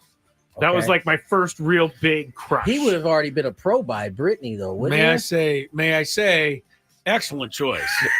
I think she's fabulous. No, I think she's fabulous. Crazy. Brother. All right. I'll just Lunatic. tell you. Tom Brady, like me, a fan of Pamela Anderson. Yeah, I was about to say that's right in his era right there. He said interesting. What was the show? Baywatch. Baywatch, yeah. She was nice, Tom Brady said. She was, huh? The thing about Tom Brady is nice. if he really wants to talk to her, I'm sure he can get a hold of her if he wanted to. I mean, he married. I would argue above that. He did all right. Yeah, but he's single again. Yeah, I guess. Yeah. I think he is. Anyway, Tony, I know you got to get going. Tony, safe travels and bring back some something this weekend. Okay. Where else you guys going? LA. Milwaukee. Oh, your old home stomping that's grounds. right. It's nice and cold there, baby. Is it? Yes. Okay. Go see the old. Now you have. You got to go. But do you have people that you go see in Milwaukee? Don't you? You have some friends there. Everybody's at the stadium that I see Okay. still. Some good food places though. I will be. All right. All right. Well, travel safe. Have a good Tony. trip. Thank you, We'll fellas. talk See you to you next week. tomorrow. Joe Musgrove, 220. Yes, sir. Joe. No, Joe. No, Joe. Saw Joe yesterday. Didn't say anything to him. Did But you say hi? No, I got What's too the matter nervous. with you? I got too nervous. Got too nervous? But sometimes those guys He walk by. literally listens to our show, I and know. so did you say anything? I will. Did you at least say hi? I kind of just like, hey. Oh my No, god! you didn't say anything. I noticed that I nod my head up a little bit, like, hey. Next time I'll say hi. I was nervous enough going up to Tyler Wade. Are you kidding me? I mean, Joe, How'd that work out for you? That interview with Tyler Wade. Tyler Wade was amazing. I'm looking forward to hearing that interview on the Skraby Chronicles tonight. It's not going to happen. What? It's not going to happen. I'm going to be the lame guy who relays his answers to everybody. But anyway. All right. Rashee Rice has a warrant out for his arrest right now. That's the other one that is going on. I just saw this. Brittany Mahomes is now a redhead. How did that get in here? Because I just was scrolling by on TMZ Sports, and she looks nothing like she used to look, but she's a redhead now. Well, that's another story for another time. Yes. Back to what we were. You know how I feel talking about Rashee Rice. I mean, I got a little on a diatribe the other day on this. I'm going to try to be a little calmer this time. People were into you telling everybody to stop speeding around the freeways. I know they were. I know people agree with me on that. Yeah, but Rashee Rice, he had a warrant put out for his arrest. I am looking for the updated information. I think it would be best for this guy to turn himself in. Would you say he the already same? did. He did. So then why would you put a warrant out after he's already turned it? A warrant doesn't. I mean, I don't think that a warrant means you're not cooperating. I think a warrant is just an official thing that says we can But arrest once there's you. a warrant out for you and they can arrest you, then he can go and turn what himself I'm in. saying is he should go in and say, hey, here I am. Let's get this, let me taken care of. Yeah. Take my comeuppance. Yeah. I'm calling for some jail time for this guy. Really? And yes, I am. And I don't have anything personally against him. In fact, just like everyone else out there, wouldn't mind getting him on my fantasy team next year because he seems like he's a good young player. But I think a message has got to be sent to these people that are driving 120 miles an hour. In I don't disagree with you, but I'm not creating an accident like this where people's lives change forever and getting out of it scot-free or with just having to pay money, which he easily has. There were also things that were found in the vehicle he was driving, which was marijuana and guns, I believe. Also, that kind of stuff just adds to it. But this driving 120, 30, somewhere it's got to stop. I don't know that it's going to stop, but the message has to be sent that we're not going to tolerate. Sorry, I'm being a little hardcore here. Yeah, I don't. That's rare for me. It is to be this hardcore. I don't necessarily think that we should just use him to prove a point. Yeah, but who are we going to use? I mean, just somewhere be it's gotta... consistent with the way we prosecute people who are speeding through the interstates. Okay. I don't know what else to say. I mean, no, your argument's fair, but a high-profile case. Sorry, Rashee. But that doesn't mean that you should give him a stiffer sentence. I think that is unfair in the court of law. They threw Larry David in jail the other night for I don't know what it was to end the Curb Your Enthusiasm. They can throw Rashee Rice in for a few days. Okay. Okay. All right. We'll see where this goes. But he was charged. I'm with being probably a little unreasonable, but I feel unreasonably. You're not the only angry about all this stuff. You're not the only one. It was not a bench warrant, Dan. It was an arrest warrant, and he is being charged with 1 count of aggravated assault, 1 count of collision involving serious bodily injury, and 6 counts of collision involving injury. Yeah. So I really. And how about at least one other major count of being an arrogant, I don't care about other human beings individual? I would like that to be a charge. I feel like Rashee Rice needs to needs to do something, but I feel like he is a good guy just from all the stuff that I've seen, and he made a really, really dumb decision to do what he did. Okay. I don't know why I'm on this side. I'm going to just be honestly. repetitive. I'll be repetitive if I keep, I'll just say the same thing, but I'm going to stick with what I've been saying. All right, we'll go to the next law issue that's out there. Terrell Suggs. Yes. Did you hear he got arrested yesterday? I did, but I didn't Scottsdale? read any further into it. Well, he was booked last night on account of a Tuesday night on account of assault and 1 count of offense against public order. And I'm just confirming to make sure the story hasn't been changed. But apparently, a fan saw him and challenged him to a fight or something, and he ended up punching this fan. But that'll teach you. I don't know who in their right mind is messing with Terrell Suggs. Yeah, probably not very smart. Sounds like that person got what they deserved.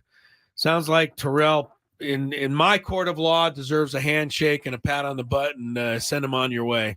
See, I think this is I know funny. you're not allowed to just haul off and hit people, but when stupid people come up to you and basically ask you to punch them, what do they expect? Here's the full story.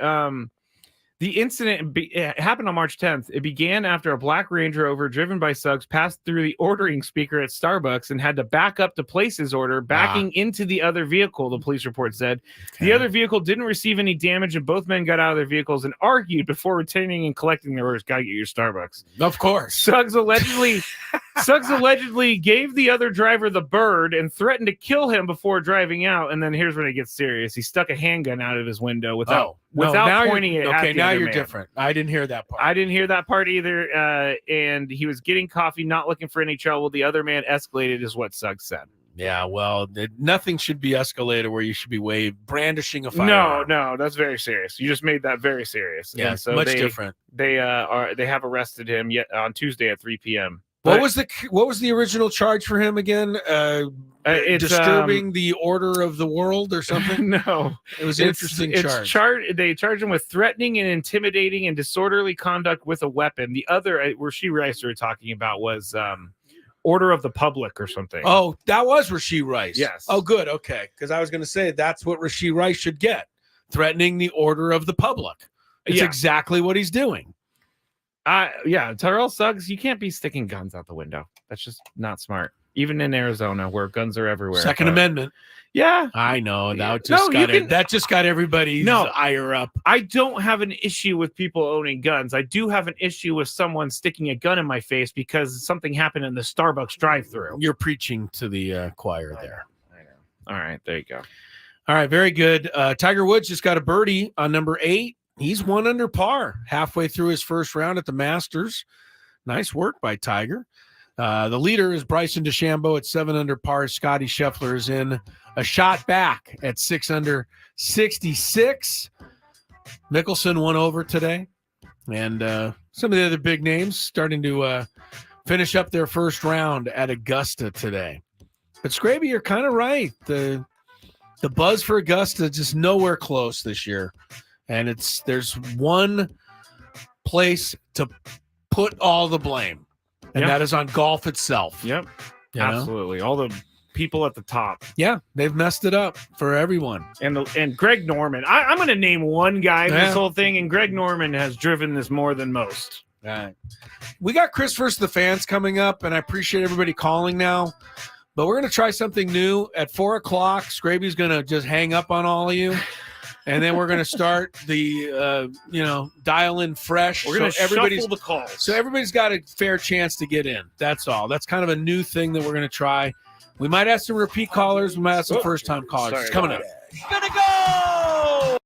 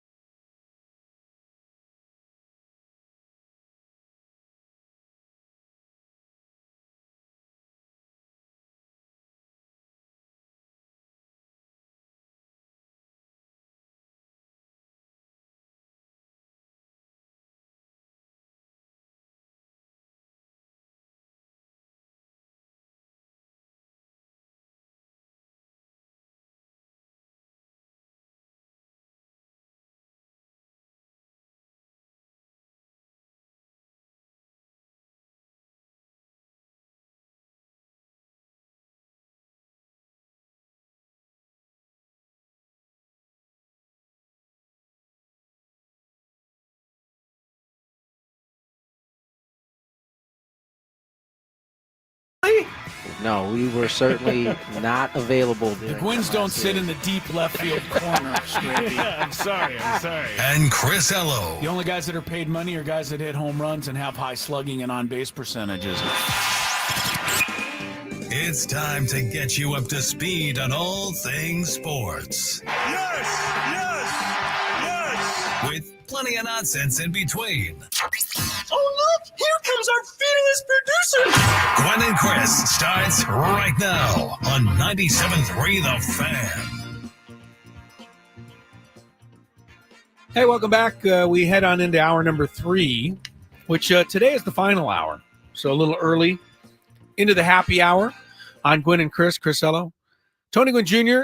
Now heading on down to Petco Park, where he will jump on the bus with the Padres. They will head on up to Los Angeles tonight. Padres and Dodgers start their series tomorrow, 7:05, I believe, Skrabe, tomorrow? 7:10. 7:10.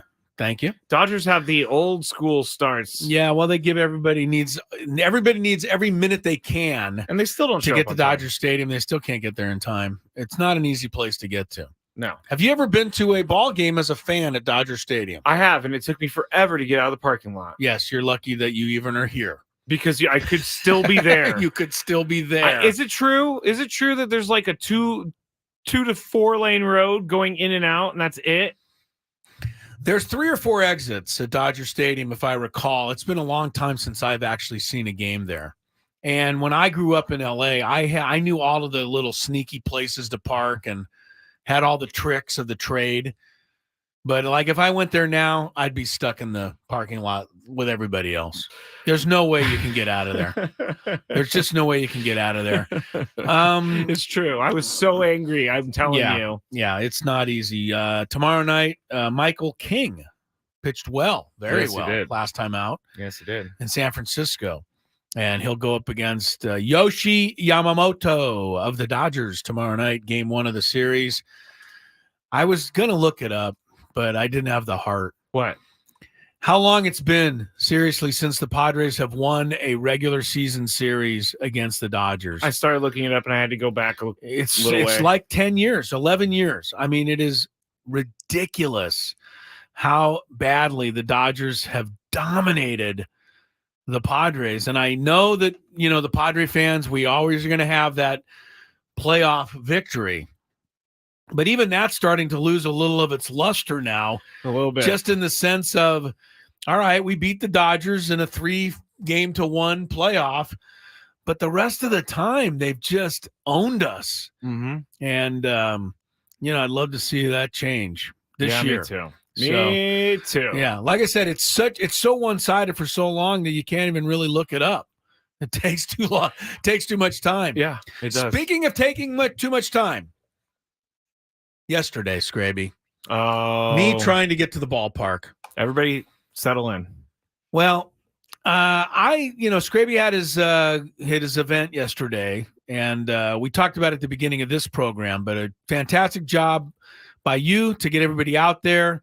And thanks to, Odyssey and everybody opening up the suite. Yeah. But mostly thanks to the people who showed up. Yes. You 25, 30 people made my day just by being terrific fans and, terrific fun people to hang out with. So that was what really I enjoyed the most, about just being out there yesterday.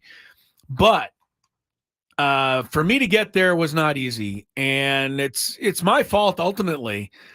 But look, I do one of two things. I either leave really early so I can get to the game ahead of the traffic, or in lieu of that, I usually wait for the game to start 5-10 minutes, then jump in my car and drive down there. Yeah, you're only like 15 minutes I don't away. live that far away, and that way I can miss most of the traffic.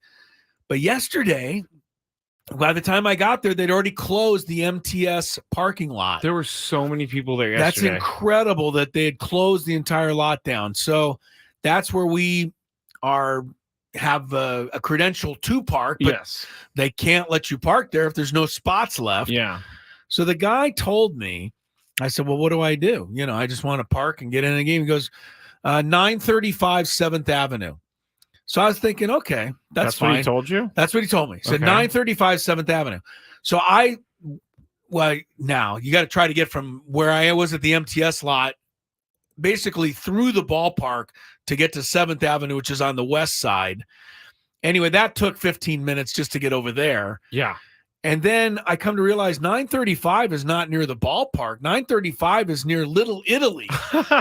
Like I was driving on 7th Avenue and the ballpark was getting really tiny in my rearview mirror. You're like, where am I going? And I'm like, where am I going to have to park here? And I'm like, and I got to get there. I told Skraby I'd be there. I know they got the little, the gathering in the suite. I don't want to, not show up. I got up to 935 7th Avenue, and there was nothing there that resembled a parking lot. Yeah. So I'm fit to be tied. I went around the block a couple of times. I thought I missed it. Didn't miss it. So I didn't know what to do. So finally I came back down to the original lot, and I was going to say, there's got to be somewhere else I can park because I'm not parking like 6 miles from the stadium. And they said, well, try the parking arcade, they call it, the arcade park, whatever. Parkade, thank you. It's on 10th Avenue there. It's a couple blocks from the stadium.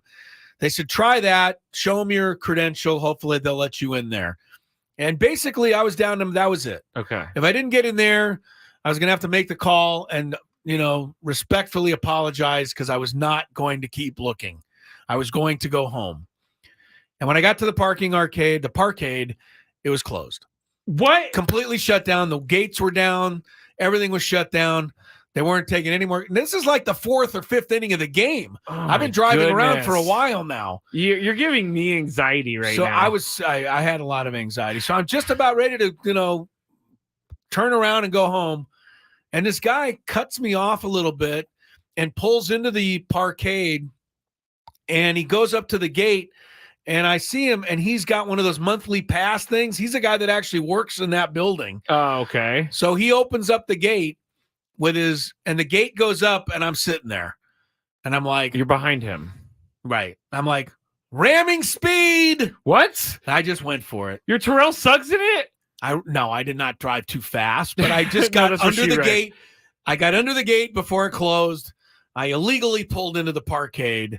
And that is how I was able to make our event yesterday. Well, I give you lots of credit because I know that I have done that same song and dance of trying to find a parking spot downtown. Forget it. And I'm not a parking snob. If I forget to ask the Padres or if there are no parking passes left, that's fine. It's just it's incredibly hard to find a parking spot downtown near the stadium, near game time. And you hit it on the head. The amount of frustration that I started to feel was through the roof, as you might imagine. So, yeah, but I got there, and I'm really happy that I was able to get there, and you did a really nice job with the event. Oh, well, the Padres helped too. It was very, very nice, and so we'll look forward to hopefully another Skraby night at the ballpark. I think I've started a 97.3 revolution because there were some ideas being bantied about, which is totally cool. I want everybody to be able to do this thing. I actually felt bad for people that I had to turn away, but we will do this again as a Skrabinator night. So Skrabinator night, you say? Well, at first when I named it Skrabinator night, I forgot that the game started at 3:40. I will say though, people were excited to be even thought of as Skrabinators. I got a request for T-shirts. Yeah, this is all very new to me. You got to start enjoying it. I believe the description of that word there is merch. Merch, yes. You got to get some merch. The problem with get merch, yourself though, some merch, is I get so annoyed when people say, "Hey, go to my merch store." I'm like, "No, I don't want to go to your merch store." So I can't be asking people to go to my merch store. I don't. Well, don't tell them to go to your merch store. Just tell them to go to the T-shirt store. No, just carry the stuff around with you in your trunk, and then when somebody needs a shirt, you bring them over and they give you $12 and you give them a shirt. I just set up shop. Set up parking shop. Lot. Okay, wherever you need maybe to I set could up do that. shop. Maybe I could do that. All right, very but good. Thanks for the effort, Chris. People were very excited that you came, and so were they very excited as well for Sammy Levitt, and I appreciate both of you. It was a good day out at the ballpark. Good day for the Padres who won 10-2. Jerks and Profar continues to shine. This guy's got a OPS of 1100, right? Yeah. Right now. Mm-hmm. I'm trying to look something else up. Can you look at what's Juan Soto's OPS currently? Okay, I'm curious. Is Jurickson Profar got a better OPS right now than Juan Soto? Is that possible? Let's see, baseball. I know Juan Soto's off to a really good start with the Yankees. Baseball reference. Baseball reference. Juan Soto. His OPS is? There it is, 1.008. That's Soto's. Yes. All right, so what's Profar's? Profar. Because I'm looking up something else, or I'd look it up. Okay, 1.008 for Juan Soto. Profar, he's 0.04 of a point higher, 1.012. Profar 1012. 1012. Yeah. Juan Soto 1008. That makes me feel. Profar's hitting 333. Yeah. He's got an 185 OPS plus. He has 10 RBIs. He's slugging 578. Oh, he's unbelievable right now. He's making us eat our words. He's unbelievable. Oh, I'm eating every word and enjoying the meal. Yeah, me too. I'm enjoying the meal. I'd rather be wrong than yes, right. I hope Profar never gets out again. But I truly believe that the threat of Tommy Pham just is somewhere in the back of his mind. I could buy it. I mean, right? You're like, I'm the starting left fielder. I'm batting fifth. And all I keep hearing is how they might trade for Tommy, or not trade, but sign Tommy Pham. Well, I don't want him to sign Tommy Pham. And frankly, the Padres don't need to sign Tommy Pham if Profar does anything close to this. Yeah. So this is good. Here's the number one thing I think the team needs right now through 15 games. What's that? Oh, we need to play Chris I versus was the just fans. realizing this too, but we can go to my break. Goodness, because we have our players, so stay right there. Yeah, you guys stay there. I'm just in la la land right now. Sorry, we will play Chris versus the fans. Every now and again I think this is a wide open segment, and I forget we already had something. Will say that I looked at the clock about a minute ago too and realized it was too late. So if you're online for Chris versus the fan, we'll play. Promise. But I just want to finish by saying this about that. And that is, I think the number one thing that they need right now is a reliable, and I think you got to wait a little while to find one, but they need a reliable right-handed arm to set up Suarez in the bullpen. Yeah. I feel really good when Matsui comes in or Peralta comes in. They're both lefties. I don't feel really good when any of the other guys come in. Brito, Kolek, De Los Santos, I'm feeling a little better about. But that, I think, right now is the number one need. Certainly not a left fielder, not with the way Profar's going. Yeah, that was we didn't get to talk about the Tuesday night game at all, but that I guess we did slightly yesterday, but that was tough. That was tough to give up a grand slam right there and just completely the game was over at that point. Yeah. Even though I felt like there was a possibility of a comeback. You're not going to do that every night. Yeah, that's what made coming from 8-0 down special. Yeah. It doesn't happen very often. Yeah. True. So, but they got the series. Now the real task, get one of those in LA. All right. We will play Chris versus the fans. Sorry about that. Just kind of got run away with that thought, but we'll get to your trivia stuff after traffic. From the 97.3 The Fan Traffic Center, here's Kelly Danick.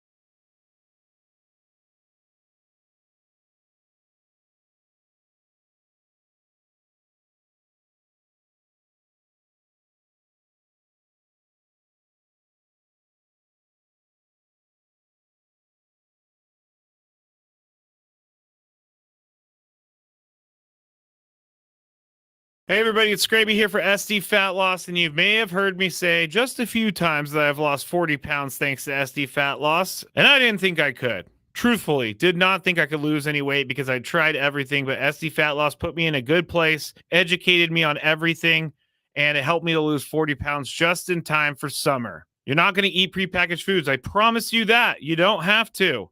You're not going to have to calorie count either. I promise you that. And also, if you don't really like exercise, it's encouraged, but it's not required for an everyday weight loss thing.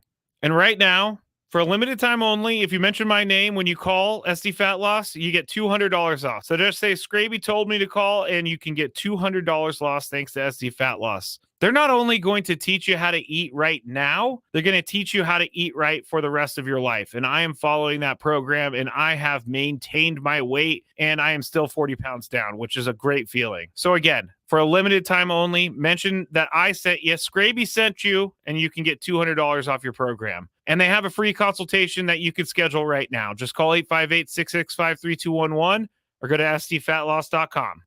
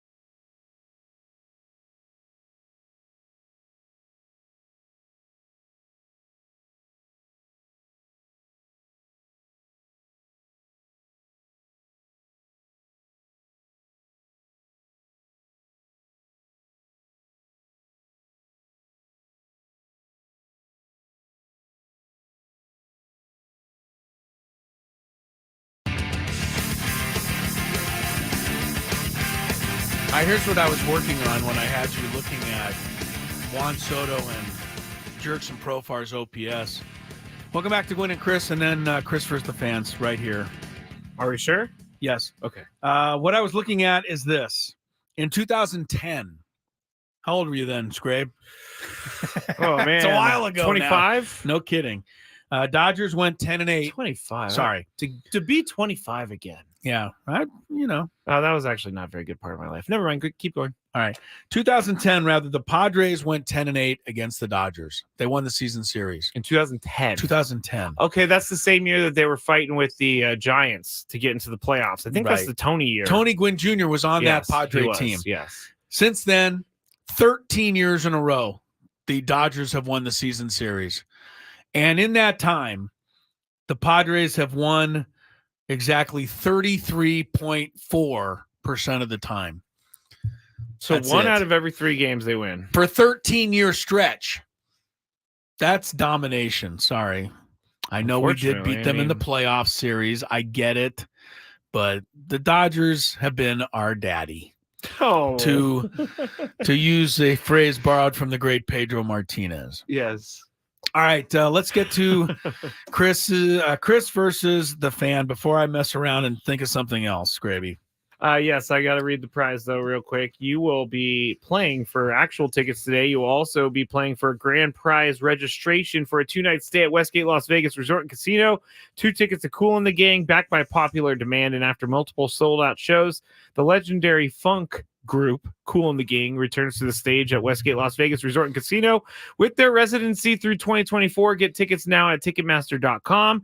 The Westgate Las Vegas Resort and Casino features newly designed premier rooms, part of their $70 million room renovations, home of legendary Vegas fun. Also, you will win a pair of tickets to Sunday's SD Legion rugby match against the NOLA Gold at Snapdragon Stadium. Grab tickets at SDLegion.com.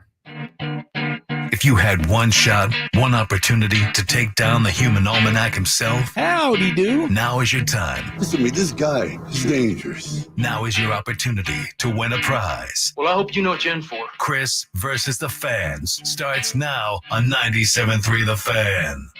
All right. You have to make it through 3 questions. Each question will get more difficult. If you get the question right, you move on. If you get it wrong and Chris gets it right, you're eliminated. But if Chris gets it wrong, then you move on to the next question or you win. And if you're a first-time player, nice job. Just let us know before the first question. You'll get that question for free. All right, let's get started here. And I'm going to go with a name we have not talked to in quite some time. Let's go to Julian. Julian, how are you doing? Pretty good, guys. How about you? Hey, Pretty Julian. good. You ready to play? Yeah, let's do it. All right, Good here luck. we go. First question is, what was Cal Ripken Jr.'s nickname?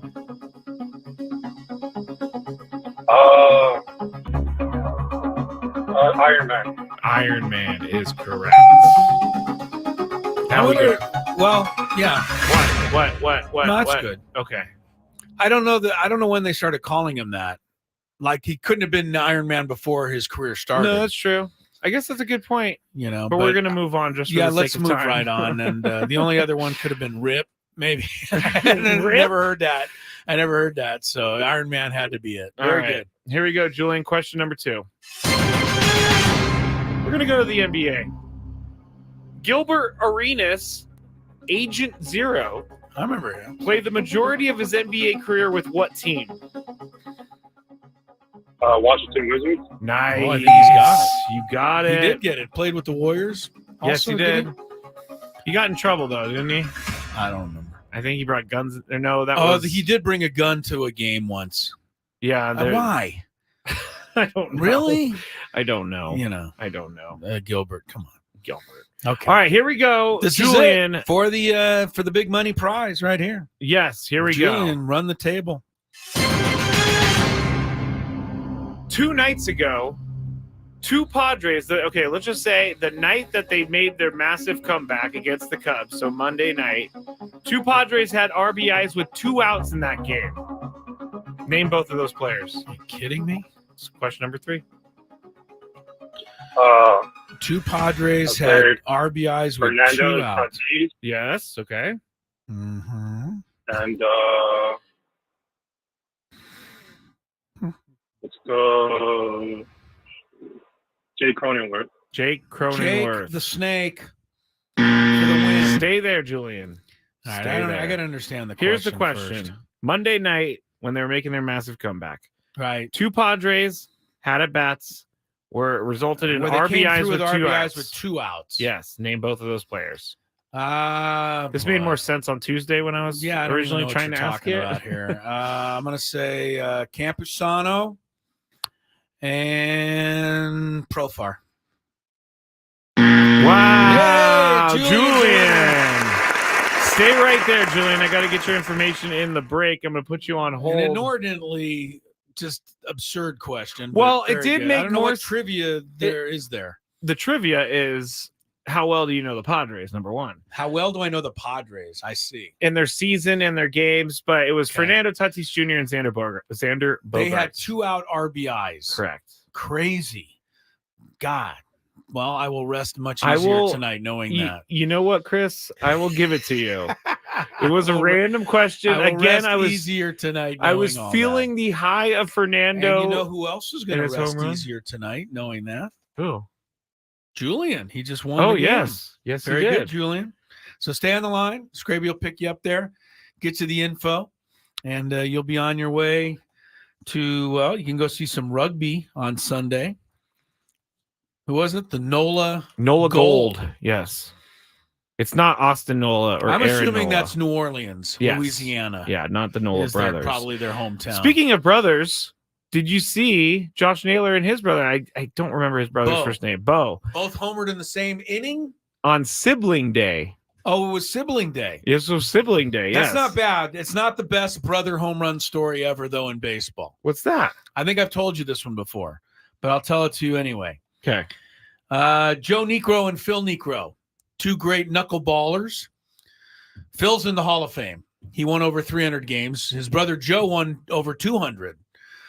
Joe actually pitched for the Padres in the expansion Padres season of 1969. That is not the trivia here. Okay. Joe Niekro hit 1 home run in his 20-year major league career. He hit it off of Phil. And a lot of people would say, well, Messi must have served one up to him, type of thing. No way. Except that it was the difference in a 4-3 win. There you go. So I doubt he served it up. I don't it was think just his only home run he ever hit, and he hit it off his brother. That's pretty awesome. crazy, right? It's like because when Austin Nola got that hit off of Aaron Nola in the playoffs, they asked him after the fact, like, what are you gonna? Yeah, you bear down on your brother a little bit. He you said know he's what I gonna mean? bring the ball with him to like Thanksgiving. Right. Well, I had Phil Niekro on before his death many years ago, and I brought that up to him, and he was displeased. Not displeased. He laughingly was displeased that I knew that. Yes, bit that of you brought it trivia. up. He was like, "Oh man, I thought people forgot Right, about because this." I was hoping you'd forget about it. But he said no, he didn't serve one up. He's a knuckleballer, and he said that he threw him a knuckleball, and it just crack, and his brother hit a home run and won the game. That would be So- sweet. That would be like if I could hit a home run off my brother. That'd be big. Because my brother and we don't argue as much anymore, but we definitely are competitive, and so I would definitely. I think it'd be throw it in any his brother face. would. Yeah. But especially like I would say it's one thing if like even if Austin Nola were to hit a home run off Aaron Nola, that at least would be a hitter who's hit some home runs in his life. True. Hitting a home run. True. This was a pitcher Yeah. who only hit 1 home run Yeah. ever. No, that's true. And the only one he got was against his brother. That's I some think that major is bragging crazy. rights right That there. is crazy. That is crazy. I Yes, agree. unfortunately, both have passed. Both of the Niekro boys. Hmm. All right, we'll take a quick timeout. When we come back, we will get into the Big Five. See what else is going on today. Don't forget at 5:00, appointment listening, they call it. But you make an appointment at 5 p.m. every Thursday to be with us for our Padres Roundtable. That is coming up right around the corner.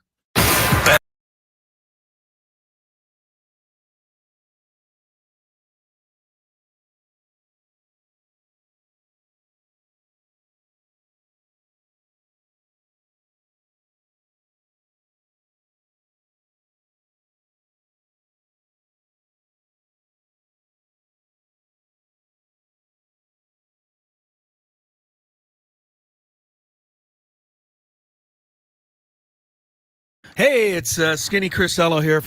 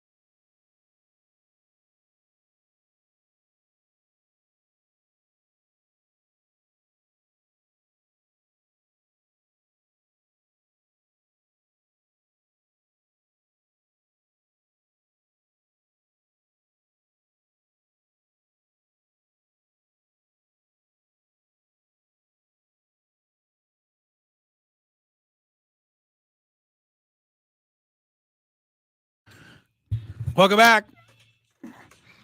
Gwynn and Chris, this hour brought to you by Prize Picks. You must be present in certain states. Now visit prizepicks.com for details. Cash in on basketball's big moments with Prize Picks, America's #1 fantasy sports app.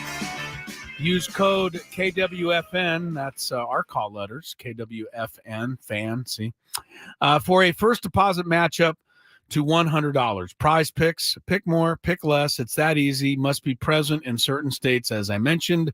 Visit prizepicks.com for details. Going to get into the big five here. Before we do that, going to check a little traffic. I don't know it's ready yet. I know. So I'm going to stall for a second. It just came in. Okay, good. I just want to talk about, for a second, Tiger Woods. This guy's one of the great heroes in the history of sports, and then took a huge fall from grace. You could say so. Right? I mean, as big a fall as any athlete on a day in which O.J. Simpson dies. You can talk about greatness falling. Tiger Woods kind of in a similar vein. And then, I don't know that he's ever gotten back to hero status. To some, maybe he has, Skrabe. You probably speak better than I am because you're a golf guy. But then the injuries and all of the other things that have happened, and you start thinking, this guy just like, why is he even out there anymore? Like, he's 48. He's got nothing to prove. He's the greatest golfer in the history. Either he or Nicholas. So, what's the deal? And it's not even fun to watch him play anymore because he's heavy now. He is? Well, compared to what he was, right? Yeah. He's a much thicker guy. But he's just not as good. And here he is through 12, 13 holes of the Masters today. He's 1 under par. He's not leading, but I mean, it's not like he's bad. He's still out there. No, he's getting not bad. it done. He's not bad. Remember So when we give him played credit for that. We Come played on. the pros the other day saying that an amateur wouldn't break 100. Like, I don't think people realize how fast the greens are. No, And it's ridiculous. it's crazy. Some of these shots were just glancing up and seeing some of the putts and chips that these guys can still make. But give Tiger a little credit. I don't know where he's going to finish in this tournament. It's early. He tends to kind of break down now as tournaments go along because physically. But for 12 holes today, it's been a little bit of old Tiger Woods. -1's not a bad score. DeChambeau leads at -7. Scheffler is -6. With that, some traffic. From the 97.3 The Fan Traffic Center, here's Kelly Danick. Accident has been cleared over the right shoulder on eastbound 52 before Convoy. Now eastbound side of the 8 right before Jackson Drive. There is a collision in the center divide. Also a stalled vehicle in the center divide on southbound 805 right before El Cajon Boulevard. I'm Kelly Danick with Gwynn and Chris, San Diego's #1 sports station, 97.3 The Fan. It's that time of the show when we check on the latest in sports. Only the most important topics and questions are brought to light. Stop what you're doing and listen. These news stories will astound and amaze you. The one, the only. Oh my God, who the hell cares? The Big Five starts now on 97.3 The Fan. All right, one guy that Skraby loves to pick on is Scott Boras, and I think you're going to have a chance in the Big Five. Oh, yes, I am, Chris. Yes. Thank you for recognizing that. We have limited time, so let's get right into it. Number 5. And I would think overall we are pleased with the base running from the Padres so far. Outside of a few things here and there, Xander Bogaerts at third the other night, and then Profar yesterday being thrown out at third. Mike Schultz says he likes the effort, and he likes being hungry, and he likes all of that. But, Chris, when do you think it's time to try and stretch a hit into something more than it actually is? It's funny. We all talked about this on the roundtable this morning. So you'll get to hear a more detailed answer from everybody if you stick around for the roundtable. But I think the bottom line is this for the Padres. Smarter base running than last year doesn't mean that you're never going to get thrown out. You got to take some chances in order to be a good base running team, and it's going to cost you a base runner from time to time.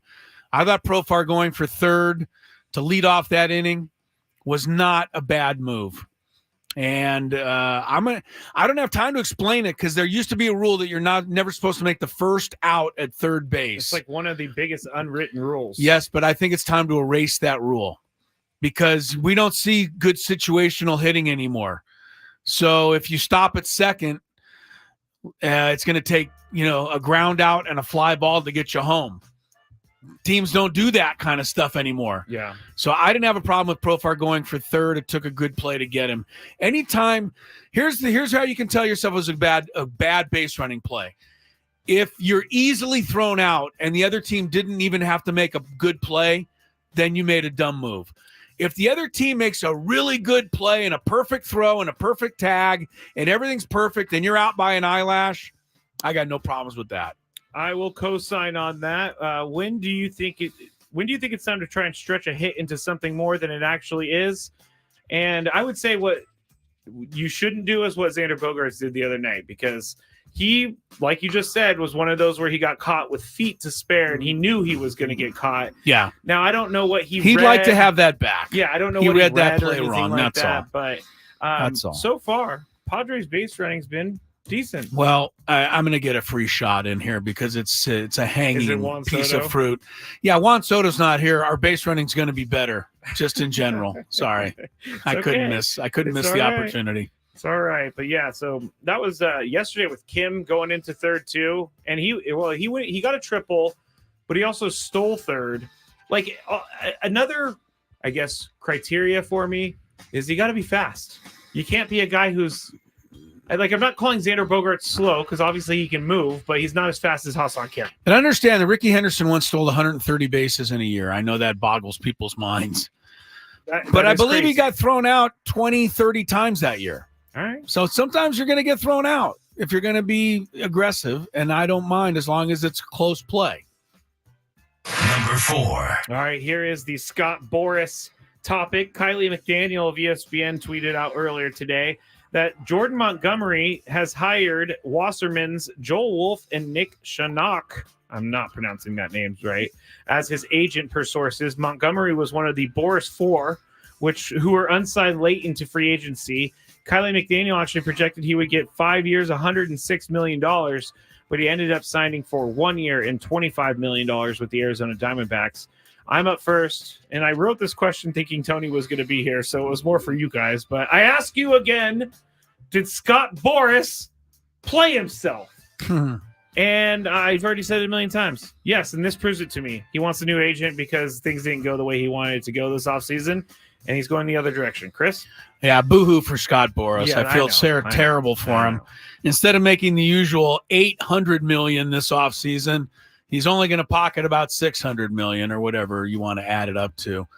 I'm surprised. I will say this, though. I'm surprised more players don't want to go with a different agent because I get that you want the money, but when you get Boras, what goes along with that is some bad PR for you, just in the minds of the general ordinary fan. It's true. They think you want the money. Yeah. Even though it's him representing you, that puts you in that light. So, and also if you have Scott Boras, you're not getting, I don't think, the same kind of detailed representation as you might get. No, you spread too thin, I think. Well, I mean, that's just me. That's how I would think. So I'm surprised more guys haven't done this. Yeah, maybe there will be. But this is now a mass exodus. Then you'd have, then you'd get your thing, right? If everybody left Scott Boras, then you could go ha ha ha ha ha. But until then, he's doing plenty of laughing. Out of the Boras 4, which I believe would be Blake Snell, Jordan Montgomery, Matt Chapman, and who's the last one I'm looking for here? I don't remember. I can't. I wasn't it Soto? No, because he was a trade. Yeah, but anyway, I would say that Jordan Montgomery is probably the last one on that list. Well, you know what? And ability. Again, I'm a different person, and I know they're coming from a different place, but Jordan Montgomery still got paid pretty well. Oh, yeah. Sorry. It wasn't exactly what he thought. I don't know that he's complaining, but he would have liked a longer term deal. Yeah. Well, Number 3. Gambled and he didn't win this one. That's right. The next two topics are actually going to be about people named Jackson. The first one Jackson Holiday. He was called up and he made his debut last night for the Baltimore Orioles. Now, if you haven't seen him, he's very young. He's 20 years old. He looks very young. He seems like he is a good dude, I think, so far. They didn't call. Well, I'm glad you've already decided. Well, the reason I'm saying that is because I saw something on Twitter this morning saying that Jackson Holiday has overcome so much to debut in Major League Baseball. Now, Jackson Holiday isn't saying this, so I'm not blaming him. I'm blaming the person who put this up.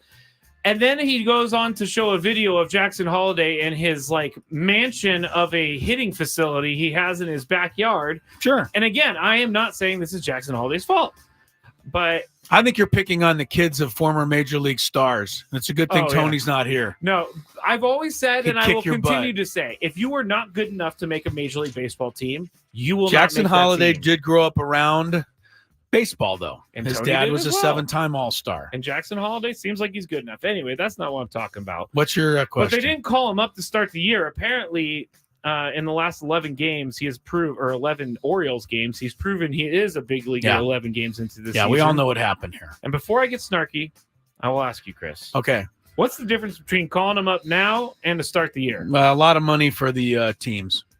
That's what it all. This is a control thing. It's a control thing. Yes. If you let him start the season, he accrues a full season of big league service time. If you don't let him start the season, then he can't accrue a full season of service time. His free agency window doesn't open for another year. Now they have the baseball side, the player side has put some precautions in to try to prevent this from continuing to happen.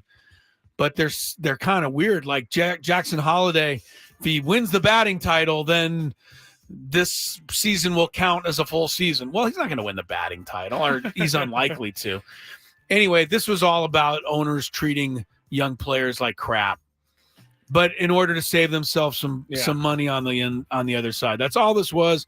I'm sure Matt Holliday, he went through it probably as a young player, told his son, don't worry about it, go down there for 10 games, and then they'll call you up. And they did. Yeah, and that's a good point. I didn't think about that. I do remember us talking about Fernando and his service time and all that, and it was a big deal because yes, it was. It does. Some players think it's bad faith, and it kind of is bad faith. It is bad faith. It's totally bad faith, and it's the seedy side of ownership that we don't want to talk about. It's true. Number 2. All right, some more Jacksons. Baseball's top 2 prospects are about to share the same field in Baltimore. They're both named Jackson, and they're both 20 years old.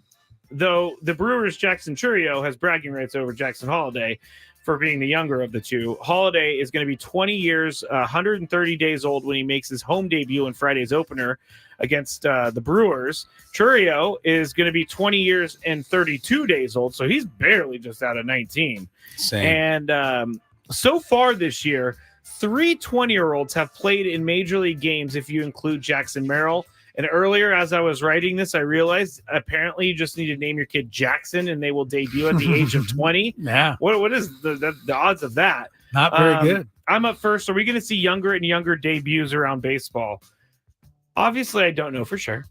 But I will say we're seeing a lot more of this. And you said it the other day, Wyatt Langford has been one of those guys. Jackson Merrill's one of those guys. Last year in the playoffs, Evan Carter for the Rangers was a young guy who I believe is still considered being in his rookie season this year. Right, even though he played in the playoffs last year. But I think Russ Dorsey set the tone for the week on Monday by saying that everyone is now being trained to be a major leaguer at the age of 13. Yes, they are. So, even before then, I would say unfortunately, but that's just the way it is. And so I think any kid who's 11 years old ought to be able to do whatever the hell they want. And if that includes playing some baseball, fine. But this, absurd 24/7 obsession with making your kid a professional athlete at age 11 is, annoying beyond anything I can even tell you. I didn't tell you guys this, but on Sunday, I went to the driving range last week, and I was parked next to this father and son. And I thought it was going to be this nice father and son. No good. This father was trying to be Earl Woods. Yeah. Tiger Woods' late father. Yeah, it's pretty annoying when you see that out and there. I'm like, because this kid was hitting chip after chip after chip. He was doing a great job. Way better than I was doing. Sure. And the dad was like, this is too fat. Try it again. You got to start over. Try it again. Yeah. And I almost said something. I know. Well, I'll say something now. You're an idiot. Not you, him. No, I know. I almost said, hey, just let him enjoy the game, man. Yeah. Number 1. You probably would have faced yourself. Terrell Suggs would have Terrell Suggs like, yeah. All right. Last one. With so many games being postponed due to rain to start the year and every single year in baseball, doubleheaders aren't uncommon for some of the Midwest East Coast teams. But I got to think that they are tired of playing these doubleheaders. They're tired of rainouts.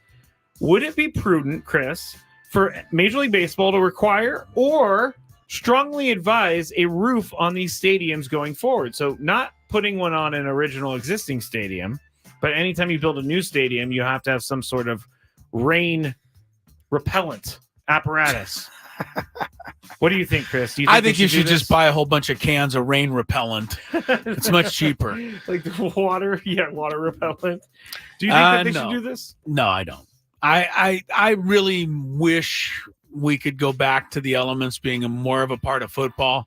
I know we'll never get the toothpaste back in that tube, but I love a good rain, mud game, snow game. We're talking baseball, though. I understand that, but I have the same feel for baseball. It's still meant to be played outdoors in a park on a sunny day, and the sterile environment of indoor baseball still is not and never will be quite the same. So I pray that that it doesn't happen. And honestly, you're talking about all the rainouts. It's no more than it is every other year. This happens every time because guess what? It rains in April and May. So be it. And when, they used to play doubleheaders all the time. And they used to actually play doubleheaders like one after another. So the fans got 2 games for the price of 1. Yeah, they don't do that anymore. No. They clear the stadium and bring everybody back. Yeah. But these, look, we're not that soft that we can't ask these guys to play a doubleheader once a month or once every 2 months if the schedule and rain forces that to happen. As a fan, I hate when the Padres have an off day. I hate I when the do Padres too. get postponed. Nobody likes to postpone I'm game. in baseball mode. I want to go home and watch baseball. I get you, but that's not their fault. That's the rain's fault. So just go to another. Try another planet. Maybe they don't have as much rain on Neptune this time of year. I don't know how else to get around that. I'm not sure of the current weather conditions on Neptune, but I'm sure that they're not baseball playable. Probably not. All right, that's it for the Big 5. What's the warmest it gets on planet Neptune? Like minus 7,000 degrees? Something like that. It's quite a ways from the sun. It is quite a... Are you, you've been watching Three Body Problem. Have you? I started it. Have you watched any more? I'm in a stall. You're I'm in a couple episodes in, but at least I got it started. I was talking to someone at the ballpark yesterday about this, and they were saying the same thing as you. Three Body Problem is a little bit too slow in the beginning. Well, it's okay. It's interesting. By the way, going back to your base running, I looked up Ricky. Our guy Ricky. He's like, he'll always be you and I's best friend. Oh yeah. Since he came on, and Tony's mother made him come on our show. Him come on the show. She did, and he did it too. He was like, "Oh yes, oh my goodness, yes, Mrs. Get right down there." But no, we had Ricky on at Cooperstown. But this is just a reminder to anybody who gets upset whenever you get a guy lost on the bases. Ricky Henderson is considered one of the greatest base runners in the history of the sport. Stole over 1,400 bases. He scored almost 3,000 runs. Yeah, 2295. Wow. It's the all-time record. That is a lot. Ricky Henderson also got thrown out trying to steal 335 times. In order to be that good, you got to get thrown out once in a while. Did he lose his mind when he got thrown out? He seems like a guy who would get angry. I don't know. I think he just got back on and stole 2 the next time. Probably. Yeah, probably. All right, Nick DiNucci. Good having you aboard, Nick, today. Well done. You keep doing this, and we can just get rid of Skraby altogether. That's fine with me. Not a bad idea. That's fine with me. We got the roundtable, an hour of that coming up. And then, even better news, the Skraby Chronicles are on tonight. That's right. From 6 to 7. So it's all Padre talk for the next hour, commercial-free. Then it's Skraby. Gwynn and Chris back tomorrow at 2. Don't forget at 2:20 tomorrow afternoon, Joe Musgrove will join the show. We'll see you then.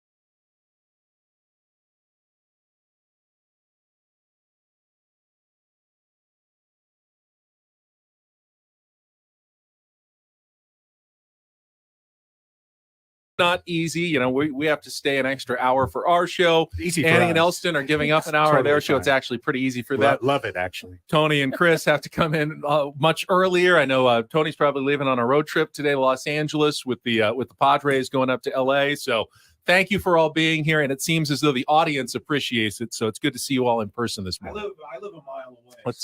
Chris, your microphone is there. I'm sorry, I live a mile away, so this drive really puts me out.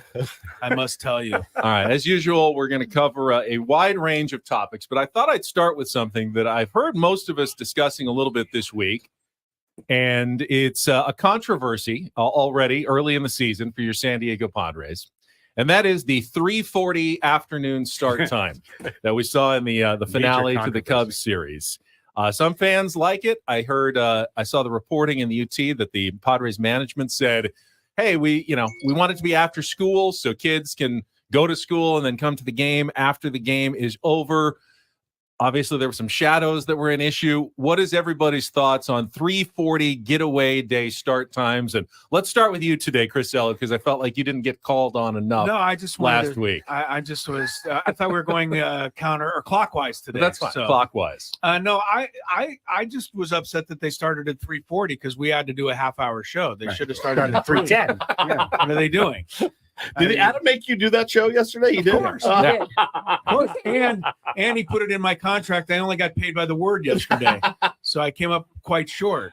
I don't know. I think I can see because I'm not a really good person to ask because I don't have family or kids or a 9-to-5 job to deal with.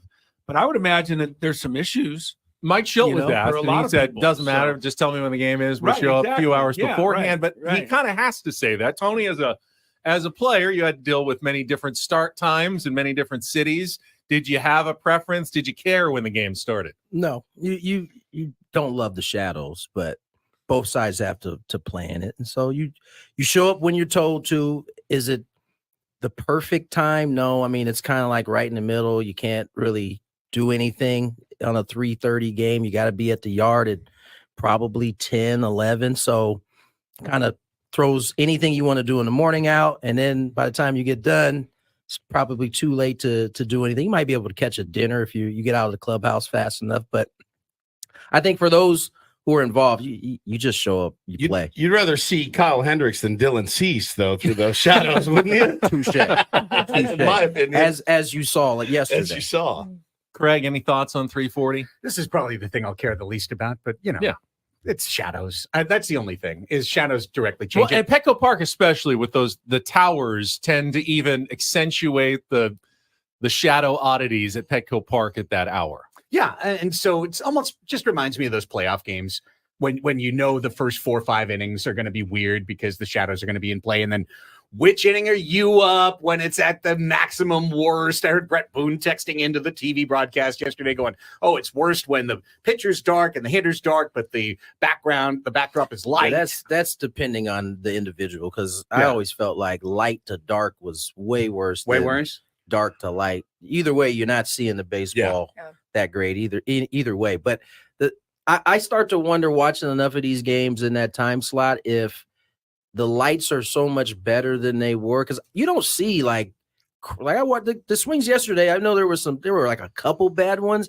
but none of them looked like it was like, damn, I can't see. Like it didn't come off that way. So I don't know. Some of the lights they can do so many crazy things with these lights. I wonder, does that help these shadows not be as big of a deal? I remember a number of games, Craig and I doing the pregame show at the Q when the lights would accidentally go out and then you had to wait about 30 minutes for them to warm up and to turn on. That's right. Nowadays, that's like the old high school gym. They are on and off instantly. They can strobe them. They can do whatever they want. But back in the day, if they accidentally went off, it's delay time because those things needed 20 to 30 minutes to warm back up again and actually get light, which was miserable. Oops. Craig brought up a good point, though. And Annie, I'll ask you. The playoffs, if you ever get there, you do have to play these games, and you don't play them at all during the season. So maybe having a couple of them to get used to them during the regular season, if you do make it to October, is not the worst thing to actually have a couple under your belt. Yeah, I think it's probably a good mentality to play in all kinds of conditions and then also get wins in those conditions and say, hey, nothing bothers us. We can do anything, rain, sun, shadows, any kind of start time. I think that's always a good kind of identity thing. Isn't my favorite start time, but I'm sure plenty of people loved it. And I'm the sure Padres people, loved it. anybody complaining about it, they shouldn't have put 40,000 people in the stands yesterday because I don't think the Padres went back after the game and said, gee, that didn't work. I mean, there was, it was completely sold out. They did give away a bobblehead. True, That was a bobblehead. but still. So it's our Padres Roundtable on 97.3 The Fan, presented by San Diego Roundtable Pizza.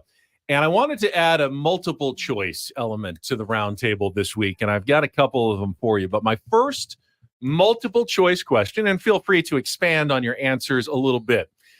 3 Padres players who are off to really good starts this season in particular. Jackson Merrill has a 793 OPS through 15 games. Luis Campusano, 780 OPS, and Jurickson Profar, a hard-to-believe 1,012 OPS through 3 games. So your multiple choice question, and we'll go the other way and start with Annie this time.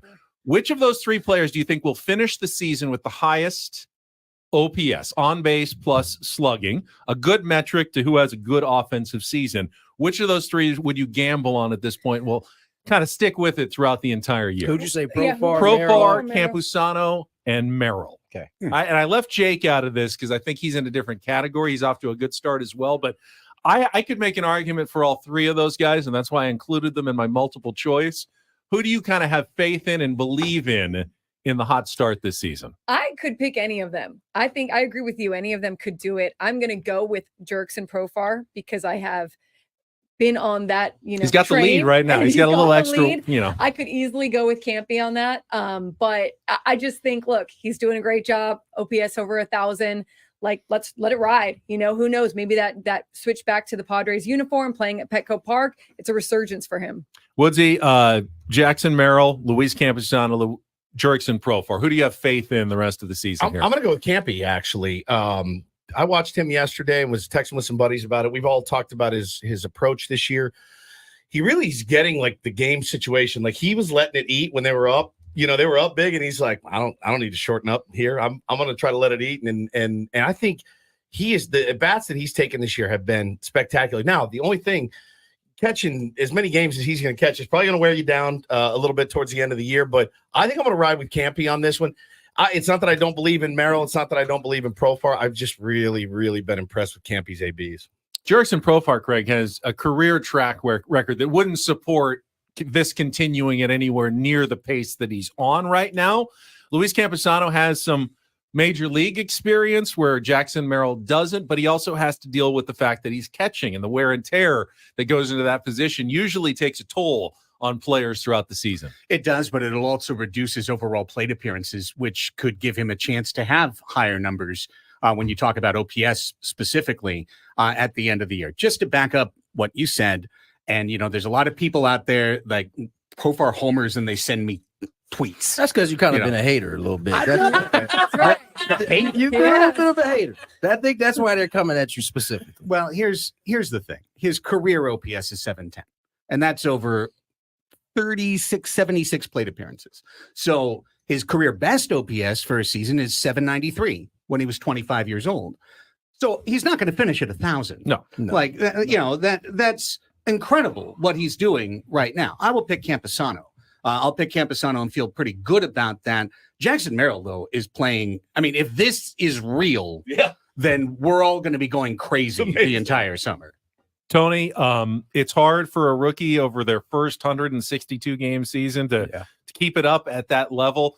Craig had mentioned, though, and we talked a little bit about it with Eno Saris on our show, the walk rate for Jackson Merrill. He now has 7 walks through 15 games, through 49 plate appearances. That's incredible for a guy just getting started who puts the bat to the ball so well. Of those 3, who do you have the most faith in to finish the season the way they've started it? Probably Campy. Yeah. He's had the right amount of seasoning. I think he understands, and Woodsy alluded to it. His at bats this year are mature beyond what he's shown to this point. And I just really believe in that kid. I think Jackson, the only issue I can see with Jackson is, that rookie wall is going to come. It comes to everybody. And how does he react? How quickly can he make the adjustment to the league after they make the adjustment to him. How long does that take for? Because I hear that and I believe in it because I've seen it a million times. When do they start going, okay, does it take a month? Does it take 2 months? It just depends. The thing that Jackson, as you guys have all kind of alluded to, his his strike zone discipline will aid that longer, right? Eventually, though, he'll go through a rut, and then it's just the battle of how fast can he stop the decline. And that is my only concern with Jackson. I just think he's also mature beyond his years at the age of 20. Big time. When you watch him put together a bat, can the walks continue to be at this pace? You know, because that's going to be a big thing in terms of who's going to finish with the highest OPS. The thing about Jerickson is even when he's not swinging the bat well, he still finds his way on base. And so I wouldn't be surprised at all if he ends up being the one out of the three, because out of those three, you know, even when he's not right, the type of at bat he's going to give you. Yeah, that's a good point. Well, Chris is sitting over in the seat of power over here, where Paul and Braden and Skraby usually sit. I think he has no idea what any of these buttons do in front of him. But Chris, your thoughts on those trio and who's going to have the best season? I don't know, but you guys are coming in pretty hot. I have to rearrange some of this stuff.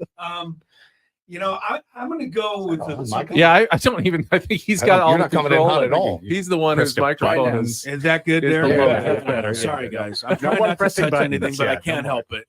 There's toys in front of me. Oh, no, here comes Adam. We got it. Adam's coming to rescue us. The last thing we need is a seventh person in this room. Yeah, I'm going to go really. I'm going to go very scientific here. Anybody who's ever followed my luck with fantasy baseball knows that I don't often do well in fantasy baseball. I have 2 of the 3 players that you were mentioning on my roster. So the other one is the other one. The other one in this case is Jackson Merrill. I do have some faith in this guy, drawing a lot of walks. Tony's, I mean, I'm sure he's going to have his downtime. Profar has been amazing. I want to thank Craig for saying something, you know, not always supportive of Jerickson. I don't know anyone else on this station who would ever think to do that. Never. Except for me. Because I cast some shade on him as well. And he blocks our entire show. Did he really? Yeah, well, we had to go and get it unblocked at spring training from a couple of years ago. He's proving us all wrong right now, and I hope that he keeps it going. Obviously, Campusano very tough as a catcher to do it all season, so I'll pick Jackson Merrill. Good pick. All right. Multiple choice question number 2. And this one just has 2 choices. And I'm going to start with Craig on this one. We're switching to the pitching side. Who will end up with the better season? Again, Joe Musgrove or Yu Darvish? Dylan Cease. I didn't put him in there. I was waiting to say Dylan Cease. Again, I was waiting to say I'm too clever for you guys. I like to create a little controversy and discussion as the moderator. So of the 2 veteran stalwarts of the Padres rotation, based on just a couple of, 4 starts each way, both have had some ups and downs. Who's going to end up with a better season of those 2? Look, this is tough. And I hope that they both have very good seasons so that nobody thinks I'm a hater. Okay. But so far, Joe has not had a very good season. And furthermore, his velocity is down a little bit. And even though it's just a little bit, that mile of an hour between 93 and 92, you were just talking to Eno about that this morning, how a couple of miles an hour can make all the difference in the world. Use off to the better start. I'll stick with you. Use a little older though, Tony. As the years get going, how hard is it to put together those good full seasons, would you say? I mean, I know pitching is a little bit different than playing in the field every day, but age takes a toll at some point. Father Time, as they say, is undefeated, except for LeBron James. Correct. That's right. He's still winning. It's a good question. It's difficult, right? Because as you get older, you're not only having to stay on the same workload, but your body's changing and you're having to make adjustments to things that maybe in the past that weren't a worry. And then you may have to pull back a little bit. How do you adjust? I think it'll be Joe ultimately that has the better season. The age part, I think, is a factor in this. And when you think about Yu Darvish's repertoire, he's got a lot going. And as we saw in that start, when the breaking ball, he couldn't find the feel for it, that eliminates 4 or 5 pitches for him based on, how he's throwing it. And so I just think with Joe, and I see I look at baseball, Zavon. I have that up while the game is gone. His MPHs are down really from the first 2 start, because in the last start, his velocity was back up in that 93 range where he normally sits at. I think it'll ultimately be Joe, though. I just his youth in this case, and between these 2 pitchers, I think will serve him well. Annie, you obviously has a well-earned reputation as a thinker out there with all of his different pitches and the tinkering that he does. Joe is actually very, very similar. Doesn't quite get the attention for it, but he is also someone who tinkers a lot and thinks a lot in between starts about, what he's doing. They're both kind of plotters and planners when it comes to what they do on the mound. No doubt about it. And there's great competition between these two, like good competition, healthy competition. And I love, Joe said that he likes to follow you now because he's able to see kind of what you's doing to some of these hitters and then craft his game plan off of that. Both of these guys also really good at taking care of their bodies, always trying to get that edge. You see you with these like whole sticker mechanic things, attached to him in between starts, getting all these biometrics. Joe, we've all chronicled everything that he does in between starts as well. So I love that part about them too. They're always looking to up their game. And even though they are getting older, I think that there's still a lot left in the tank there. Woodsy? Man, it's such a good question, actually. I've been over here poring over it in my head. I don't know really who to pick. They've both had these weird starts where they look good, dominant, and then the next inning, it just kind of fell apart on both of them. And you can't land, like Tony said, you can't land a breaking ball. And it just gives such an advantage for the hitters because neither of them throw particularly hard. You can gas it up seemingly at will. My question with you, Darvish, is why doesn't he do it more? Because he's got it in him, and it surprises the hell out of you when you're watching, like, it's 97. Look, where's that been? And I just, if I had to make a pick, I'm gonna roll with you, Darvish. I'm gonna take you, Darvish, and it's because he has so many different ways when he's right to get you out. And not that Joe's an easy at bat by any stretch of the imagination when he's locked in, but I'm gonna go with you because he'll throw 14 different pitches at you. Chris? I'm going to go Joe Musgrove because he is a guest on the Gwynn and Chris show tomorrow. That's a very good play. At 2:20. Very, very that good wasn't play. why I said Joe, but that's a good reason to say Joe. It's as good as any because, it's pretty hard to pick against either guy. It really is. You, Darvish, is wearing a have Bevan Woods t-shirt, so I guess we have to go with you. No kidding. That was some of the greatest promotion of all time. You guys should always go with you, Darvish. And did we split down the middle so that way everyone is happy? Okay. I will add, though, Joe clearly had a rough season. You didn't have a great season last year either, but it's hard to imagine Joe Musgrove tolerating back-to-back seasons like he had last year. That will himself. Joe was 10-3 last year with a low 3 ERA. He'll tell he you got though, hurt. Yes. Now maybe that's still part of a bad season, but he was after those first couple starts. He had a great 12 start run with an ERA under 2 was terrific at the end of the year. But I know he feels like that's fair. He didn't contribute as much as he wanted Let's to. just hope he has this bad of a season again this year. Not that bad of a season. 97.3 The Fans Padres Roundtable is presented by San Diego Roundtable Pizza, commercial free for 1 hour. Let's talk. Don't make fun of me over there. I got the controls. You do. I'll let you go first in a hurry. On our next topic here, Chris. Let's talk lineup construction. Mike Schilt went with the same first 6 in his order for the first 12, 13 games of the season. Made a little tweak in the last couple of days, but very small. Do you feel like the lineup is where it's going to be for the most part, given health considerations, or are there still big changes to come? Will Jackson Merrill make his way toward the top of the order at some point? Is there other moves to be made? Will Xander Bogaerts stick around in the leadoff spot for most of the year? Or do you feel like there's another combination that the Padres could be using that's better? I think once the 27 Yankees got their lineup set, they stayed with it. And, it's time to start comparing, guys. We are 1 run behind the Dodgers in terms of runs scored for the Major League Baseball league.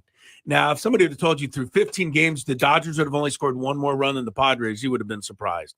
It's early. But the Braves have only played 10 games, by the way. And Yeah, they're 10 runs behind, I'm not so, looking at those kind of analytical statistics. Don't I'm let the just facts get in the way of an argument, Ben. Yes, that doesn't support my claim, Ben. 80 runs so far through 15 games, albeit it's been very inconsistent. But I do think Mike Schultz is going to stay with what's working, at least for the time being. Tony, we talked a little bit about this last week about consistency in lineup. Jackson Merrill, though, the way he's been going, they've already moved him up once. Fernando Tatis Jr., I looked it up, was sixth for about the first month and a half of his career. And since then, of course, he's been, top three pretty much consistently since then. Is Jackson Merrill on that same trajectory? No. I mean, Jackson's going to he might very well be the rookie of the year when this is all said and done. But we were talking two different stratospheres when we're talking Toddy and we're talking Merrill, if we're being honest. And I like the fact that Mike has held strong, at least so far, to keeping as much pressure off of Jackson as possible. Let him be down in that 9-8 spot. He could basically be the second leadoff guy being at the bottom of the lineup. And I think that's, part of what makes a manager good is putting guys in the right spot for them to have success. And I think aside from Jackson's ability on his own, Mike is putting him in good situations to go out and have success. And I think the moment you put him in the top of the lineup, that protection goes out the window because now the responsibility is on that young man to get on base and get on base often. And I just don't think it's worth it at this point in the season. Now we get to the second half of the season and he has continued to play this way. It's a conversation that may need to be had, depending on what Xander's doing at that point. Let me broaden this out a little bit on Jackson Merrill. Go ahead. Because we're all so impressed by what we've seen. Do you see the potential in Jackson Merrill to add like a power element that we haven't totally seen yet? I'm so glad you are asking this question. Some players take a while to develop it, obviously. The bat to ball skills are there. Can he be a 25-30 home run guy? Not this year, but at some point early in his career. I don't think we know yet. Okay. And I actually had this conversation with him in Korea when we were at breakfast. I said, hey, man, I hope that you continue down the path that you are on in terms of how you approach hitting, because oftentimes you feel like guys get off to this kind of start and they start trying to add to their game before they're ready to add to it. And then you never see them quite reach the potential that they should. I think it's a courageous road to take in today's game to be the type of hitter that he seems to be aspiring to be. I think eventually the power will come. He'll tell you the power will come. In baseball, prior to, this kind of new wave, that was how they scouted. They didn't look for power out of high school. They didn't even look for power out of college. They looked to see if you were driving the ball in the gaps because they knew eventually that would turn into, those doubles would turn into home runs. And so as I look at Jackson, we haven't seen him really like driving the ball in the gaps, so to speak, yet, but it's definitely in there. As you said, he's got to bat the ball. I think the power will come, but let it come on its own. I know I'm focusing on Tony right here, but I want to ask this question because it's kind of been on my mind as a fan of your dad's growing up. Had they had the metrics back then that they did now, the things, the OPS, the focus on the power and the exit velocity, your dad could have done that. We saw him, when he wanted to, he could do that. If he didn't care so much about the average and putting the ball in play like he did and was the master of that, would he have taken a different path? Could he have been, 25-30 home run guy, but only hit 270, 280 in his career instead of being a 330 hitter? I think what we have to realize is, and I'm not saying this because he's my pops, but I'm saying this because there really wasn't anybody like him in the league, even at that time. So the reason why he probably wouldn't have changed is because he would still be really the only one like himself. And it wasn't just that he did it, it was the consistency. And so teams could actually depend on it because they knew that what they were going to get from that every single year. I don't know that you can say that about anybody in the game in terms of that style.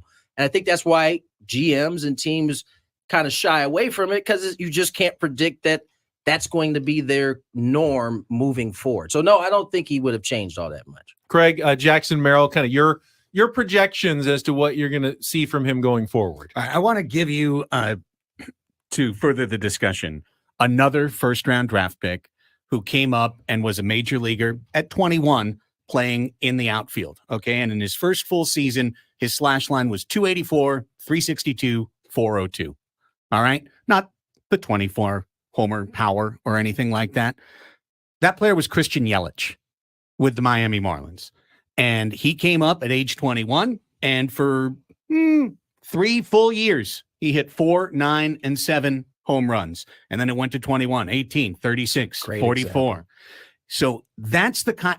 I see the size. I see the swing path. I see the discipline, the ability to command the strike zone. Like, so many of these things say Christian Yelich to me, Tony, Yeah. when I watch the way Jackson Merrill attacks pitchers at the plate, that I say, let him be. He's going to grow into this power. That's a great comp because of how he got to that power. As you said, it wasn't through the first 4 years of his career. He was a doubles guy, singles, doubles, steal you a bag, play some good defense. And then he put that Brewer uniform on, and then all of a sudden it just took off. And that's how it's supposed to go. Like, that's a natural build. It wasn't homers out the gate, and then you see kind of this fluctuating numbers. It was pretty consistent until he started having the injury issues, and then all of a sudden, obviously, that kind of changes things. Yeah. By the way, even though Christian Yelich's numbers have gone down the last couple of years, everyone would be happy with a Christian Yelich career, right? We'll not take Christian Yelich. Yeah, we're going to take that, correct? Sure. I mean, that would be a phenomenal result for the Padres to get out of Jackson Merrill. We put so much, Annie, on prospects and dream on them, and they're going to be the greatest player of all time. You don't need that out of Jackson Merrill. That's a great point. You just keep going, doing what you're doing, and he's gonna be a very contributive player. First of all, I just got smarter listening to that conversation, so thank you. And I love that point. Like, it comes later, and I agree with Tony. Don't change him in the lineup right now. You leave him at the bottom of the lineup. You just let him breathe there. I mean, he's shown the confidence. He's shown that I don't think things are too big for him at this level, but I do believe he's probably most likely going to run into that rookie wall at some point. And you are kind of giving him a nice cushion right now where he just gets to be himself, still soaking in everything from the guys around him, and come in and kind of just be that cherry on the top a lot, and I think that's a great place to be in. And I think it will come for him. I think the rest of that will come for him, but he just gets to be patient with it and breathe into this league a little bit. It's a difficult adjustment. And as guys start getting to know him, he's going to have to adjust back.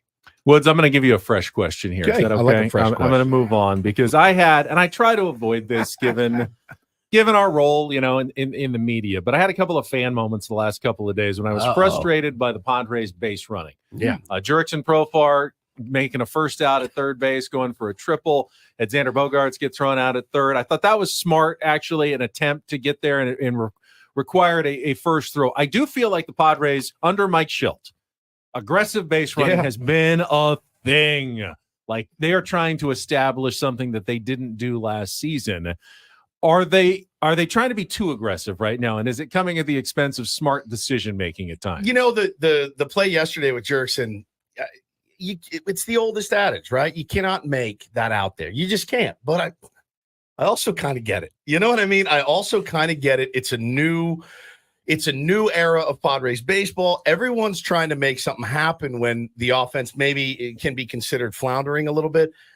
I kind of like the aggressive base running. Did you guys see what happened to Joe Adele the other day? He overran the bag. They were down 4-2, and Ron Washington went to the media and he lit him up. I'm sure. He lit him up. Ron don't play with that. He does not. He was like, "This is embarrassing. It can't happen."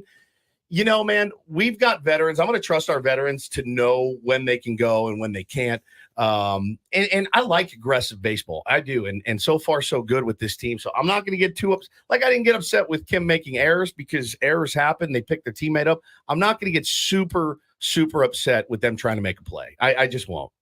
You don't want to feel like you have to do something, that's not there. Thing. The situation, Craig, has to be there. The rules the rules are the rules for a reason. You don't make the first or third out at third base because strategically it makes almost no sense to do so. But I haven't seen anything egregious, like super egregious, like Joe Adell down 4-2 in the ninth.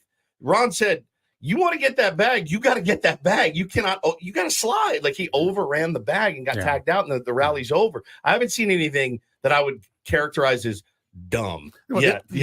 And I would ask you, Tony, because I know you guys before a series, right, would go through, okay, center fielder's got a dynamite arm. This team is great at relays. We got to be a little bit more careful. Or this left fielder, you can run on him every time. We're going to take a bag every chance we get, right? I was a little surprised the way the Padres ran on Bellinger, because really the Cubs, I think, are going to grade out as one of the 3 best defensive teams in the National League when all is said and done. They've got great players in the middle infield. All of their outfielders, Suzuki and Happ and Bellinger can go get it. And Bellinger's got a whale of an arm. They ran on him twice and they got dinged twice. Well, one of the runs, if I'm not mistaken, that was a cut and relay, right? It was. And so technically you're not running, you're running on that infielder that's got to make a good throw. And to his credit, he made a dime of a I think it was Swanson, right? It went right. It's Dansby and Nico. I mean, it would have been it would have been inches. Like that ball just missed hitting Profar's shin and like ricocheting off, right? But to me, the one thing I'll push back on, they were aggressive last year, but they were not intelligent. Aggression, I guess. I didn't have a problem with it. I think you force guys in those situations. And listen, I know they scored however many runs yesterday, but we were just talking about them leaving opportunities. And I think in Profar's mind specifically, the other one, that was probably, I could have done without that. But Profar's, he's thinking, I get the third here. I can make the job easier for the guy behind me. Ground ball up the middle. I'm scoring. We got ourselves a run. Now, it didn't work out the way he got thrown out.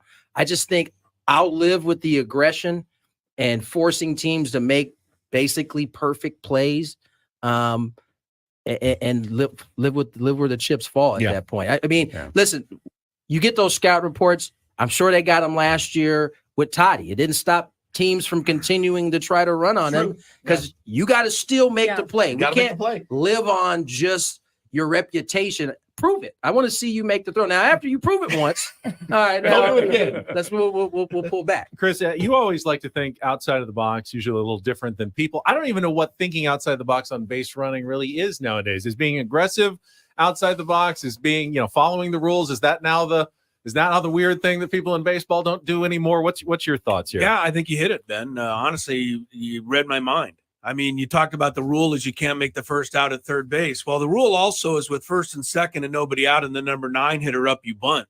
I haven't seen anybody lay down a sacrifice bunt. The rules are changing. Right. And the ability to get guys in from third base is not what it once was. That's a great point. I mean, so if you get the leadoff guy to second and he doesn't try to take third when he's got a shot, you're telling me now you need 2 perfect situational at-bats to get him in. I don't see that many situational at-bats in baseball anymore. I've seen guys, slugging for the fence, and it's a different game. So I in a lot of ways, I don't like making the third out at third base. Still, I'll stay with that one. Yeah, that's because fair. you can score with a 2-out single. But the first out at third base, I think that rule's kind of gone away to a certain extent. And as long as the Padres are going to try to be aggressive, they're going to have some guys thrown out. There's just no way around it. So this probably relates more to errors than it does aggressive base running, but I'll switch it a little bit because that had no consequence really yesterday because the Padres scored so many runs, right? But how do you balance aggressive base running or being aggressive with a team that might not have a big margin for any kind of error, depending on how deep this season goes and how competitive it becomes? That goes to the kind of statement you've been hearing all kind of spring and into the scoreboard is going to tell you what you can and cannot do. And sometimes you're still going to risk it for some of those same things that Chris has just finished talking about. When a team is going good and you've had a bunch of situations when you've been able to get a guy in from third, less than 2, then the team starts to, you're less likely to take those risks. But when you are struggling, as the Padres had with consistency of scoring runs, there's going to be more risk taking involved. You're going to be, as Ben said, trying to make things happen.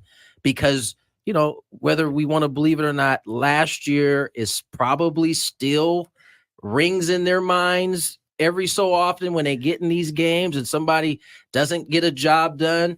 And so that all kind of gets put into that same pot of equations of why you do what you do. It's our 97.3 The Fan Padres Roundtable, presented commercial-free by San Diego Roundtable Pizza. And now that we're a little over halfway through, I thought, need something to keep the energy going for the second half of this program. So I've come up with what I'm calling it my Padres psychological test for each one of you. Okay. All right. I thought we could just go get some pizza. You could do that. Nothing says energy. We were gonna Like do a psychological psychological test. keep the energy I going. think this is up, Ben. I'm going to turn your mic down. Very telling. There we go. All right, I have two statements, A and B, and you get to each choose which statement sounds more true to you through 15 games. Are we ready to go? Chris, we'll go clockwise around the table here. Oh boy. A, even after 15 games, the Padres have already shown more positive signs than last season, highlighted by Monday's come-from-behind win, Jake Cronenworth's turnaround, and a team that seems to keep improving game by game. That's statement A. Statement B. After 15 games, the Padres have shown troubling similarities to last year's team, including an inconsistent offense, shaky bullpen, and letting bad breaks cost them games. And if not for a very improbable comeback, they wouldn't even have a single series victory. Of those two statements, A or B, Chris, which one do you agree with the most? My partner, Tony Gwynn Jr., has a very, very interesting saying that he likes, and I use it often. Sometimes both things can be true. Both statements are very true. And I will tell you that seems to apply here very well. But honestly, I look at the thing half empty most of the time, but I'm going to say A. Okay. I really am. I think that they've shown some signs of doing some things differently. You didn't include the 307 batting average with runners in scoring position right now, which is got to be about 100 points higher than where they were last year. So I honestly do see some things that tell me it's going to be a little different this year. Chris kind of sees through me, Tony, and the reason why it's because both statements are very, very much true. And however you want to put on your glasses, you can make the argument for either one through 15 games this season. Yeah, no, both things are definitely true, but A, your first statement is probably more true because the things that they're showing lead to winning ball games. Last year, I don't know that they had a bullpen issue really at very many points. There were little pockets of the season where they struggled, but they didn't have those issues. Everything was centered around their offense or lack thereof. And this year, you just see so many signs up and down the lineup. And I know Manny's struggling right now, and I'm almost 100% sure, I don't know this from him, that he's not feeling 100% yet. Kim's struggling a little bit, yet they've still found a way with those two guys struggling the worst, by the way, on the team, still finding ways to win these games without their two best guys really in the middle of the lineup. So the situational hitting's been better. The runners in scoring position has been better. They just don't look like they're up there just hacking this year. It looks like there's a purpose behind every at bat. Now, it don't always, work out in their favor, but just from watching from the press box, they look like a team that has direction offensively. Craig, is the Padres bucket half full or half empty? The baseball season is always going to reveal surprises to you along the way. We look at a team, we think this on paper, we think this over the course of 6 months, and sometimes those things will prove to be true. But every time April is going to just wake up and surprise you every year with so many things, right? So for the Padres, to me, two things have been very surprising so far. The left-handed hitters that I think all came into the season saying this is a point of concern. We're righty heavy. The lefties we're counting on. We don't know if we can count on these guys. Every single guy is playing, I would say, the best they could possibly play right now. That's fair. Profar, Cronenworth, Merrill. That's a surprise. And that's way in the A bucket. And the other surprise to me is that the bullpen has been a consistent night in, night out source of concern. And there's been a lot of games that got added on. And I think the real hidden story in Monday's game was that they came back from 8 down because they were down 4 and then it went to 8-0, just like that. And zeros in the bullpen for that day, or at least after that. Avila, right? After that, it worked out. The four big runs. Could have lost that game 8-7 very easily. You could have lost that game 8-7. So they are hunting for another right-handed, reliable option out of that bullpen. De Los Santos is starting to establish himself, but the next guy behind that, it's wide open, and it's been quite scary. And I think that's where the B-side is. You're actually leading toward a next topic, but I wanted Woods and Annie to be able to sound off on their psychological test results. Last year was hard because of the hype, and you look at the first 5, the big 4, certainly, and it just, you'd watch these games and be like, I don't understand why we're not scoring runs, because you line them all up and you're like, this doesn't make any sense in my brain. And you see what the Dodgers are doing with the top of their order, mashing, and that's the bottom of their order, not mashing. The bottom of our order has carried us, really. Yeah. I mean, they really have. And Dodgers would kill for the bottom of the Padres order right now. We switch. They don't need anything else. They don't need anything else. And so I think I'm going to go with A. Because of last year, the frustration of like banging your head in the wall, like, how do you not score runs with this team? It just made you insane. Now, when you score runs, like, oh, hell yeah, look at Merrill's contributing. Tyler Wade contributed early. That's fun. I mean, that's fun to me. And sure, I miss Juan Soto. Absolutely, I miss Juan Soto. But holy smokes, man, like what we've been able to do so far, tread water as we have, with what we have, has been pretty solid. I'm going to go A, and I'm pretty much a B guy, but I'm an A on this one. All right, everybody's been pretty optimistic. Annie, are you ready to throw a bucket of cold water on everything? I'm not going to. These bombs. 15 games in, there's no way I'm not going A. I'm giving them the benefit of the doubt because of the messaging that they've been talking about, because of the intent that they've come into the season with, and the fact they were embarrassed by last year. All of that. I would like to see this pattern of win one, lose one, win one, lose one go away. I think they need to get on a little bit of a streak, or put a few together for them to kind of take it off to the next level. But we've already seen some different things this year. We've seen better ABs. We've seen multi-run innings. We've seen them come back.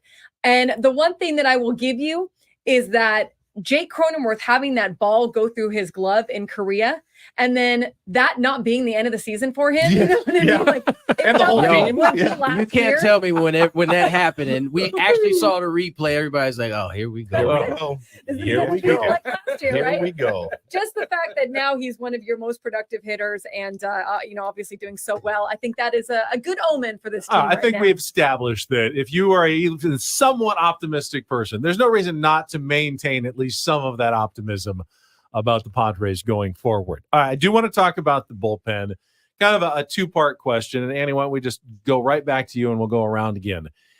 Which non-Robert Suarez reliever do you trust the most right now to pitch a scoreless inning? If you had to, if Mike Shell had to go with someone in the 7th or 8th to protect a 1-run lead, who's the guy you trust the most? And sub-question, is it time to make at least one change, to call down to AAA and bring up Jeremiah Estrada, maybe send someone like Johnny Brito down? Would you make a move at this point in the season?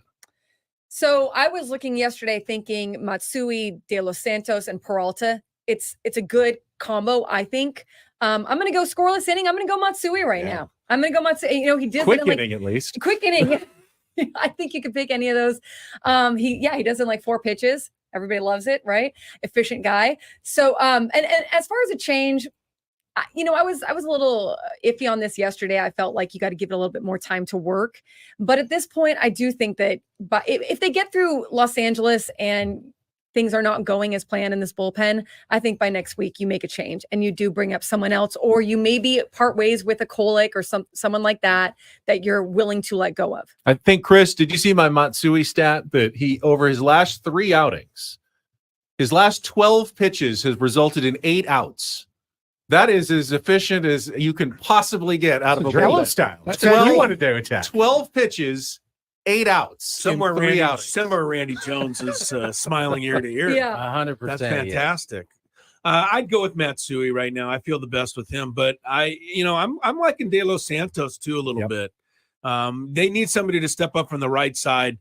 In case that 8th inning is filled with 3 big right-handed hitters. I don't know that I want to have Matsui always have to get those guys out in the 8th inning. Sometimes I think you can play matchup, and they're looking for a right-handed guy in front of Suarez. So Those are the two guys. Don't sleep on Wandy Peralta. Yeah, though. I was going to say don't Wandy. sleep on him because other than those 2-hit batters against the Cardinals, I mean, he's been pretty tough. He's got the one thing that a lot of job. those guys doesn't. A ton of experience in big games on a big stage. Yeah, and I was thinking about it. If we're going to send Graham Pauley down to AAA to get ABs and get work in, and we've, they envision Johnny Brito as a starter.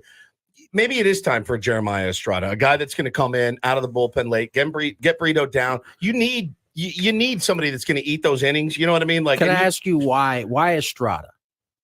He's been throwing Just the bat. because he throws hard? He's been throwing the bat. Yeah, his velo, and he's been throwing really well down there. So, I mean, is there somebody else in that? There isn't. There's Vasquez, there's Jacob. I think part of the issue, the reason why those guys went down, coming out of the bullpen, what you can't do is walk guys. Yeah. And all those Vasquez to Estrada, when they were on the cusp there, that's what they did. They walk guys. And so, although I don't think it's kind of sorted itself out at the big league level, I think the reason why those guys are down there is to prove that they can come into a game and not put a guy on. And if they do, find a way out of it. To get out. At the big league level, when you walk, we've seen it already. We've seen it work for us. We've seen it go against. When you walk guys at this level, you're dead. Yeah, they come around the score.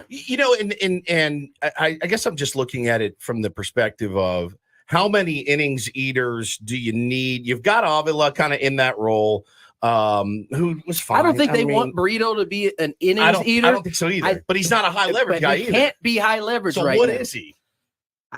My issue with when I see Brito is I don't know that his breaking ball is good enough at the big league level yet. It's probably knee jerk from me to say, well, it's his fastball changeup is plus, they're plus pitches, but the breaking ball, he has to use it. Yeah. And it's just, I don't think it's major league ready yet. I don't know how great El Paso and would that's be the for other him thing. either. That's the other thing. You're gonna send him to El Paso. I don't know if that's like the best place. Send all good pitchers to Double A. To Double But A. it's always Every one also of them. like, hey, let's switch up the bullpen, but it's always that you got to answer it with that question. Well, who else do we put in there? Right. Who does come up, and are they ready? Greg, let me add with your answer. Can the Padres continue to hold Stephen Kolek for the whole year? It's not been bad. Obviously, the Grand Slam was bad, but you give him up if you send him down, you give him up. And he's shown the ability to be on the big league level, but can you hide him the entire year? No, on a contender, no. Then Then you should just make that decision sooner rather than he later. has to be a successful part of the bullpen to stay here because we're contending. I mean, you and I were covering teams with Corey DeHaan and Shane Victorino, who turned out to be a great player. But slow down, naming names. But I mean, just He wasn't them, like though. no. Every year there would be one or two Rule 5 guys on the Padres because you're not content. You've heard me say this a million times. If you've got a Rule 5 guy, are you really contending? If you've got two, you're not.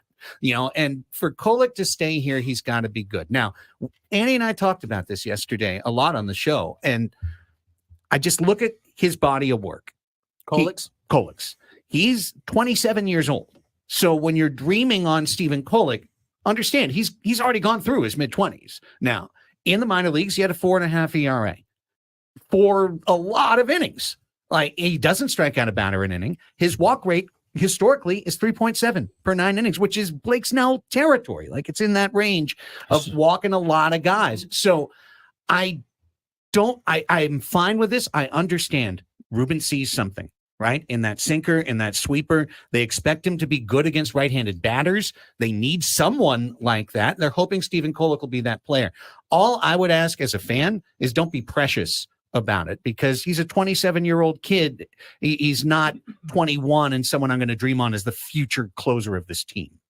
All right, we got a few minutes left. One of the biggest topics in baseball early in the season, I know every show has addressed it this week, the pitching injuries early in the year. And we got into some heated discussions already. And Chris, I know you've got... Heated, huh? Well, I mean, not just... Don't get mad. Passionate. Okay. Fine. Responding to... I thought the Players Union, when they sent out a statement basically going, yeah, these 2 seconds that they cut off when there's someone on base, which is only, part of the game anyway, that could somehow have created a rash of pitching injuries in the last 3 weeks, I thought was ridiculous. To me, the pitching injuries are an absolute important topic that needs to be studied and addressed by Major League Baseball. But did you think it was equally ridiculous what Major League Baseball then put out?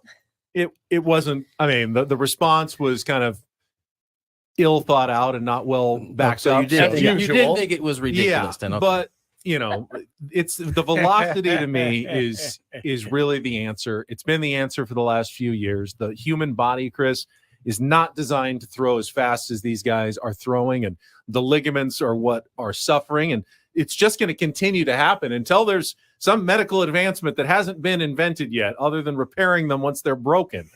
I don't know how they're going to stop this. And I don't either.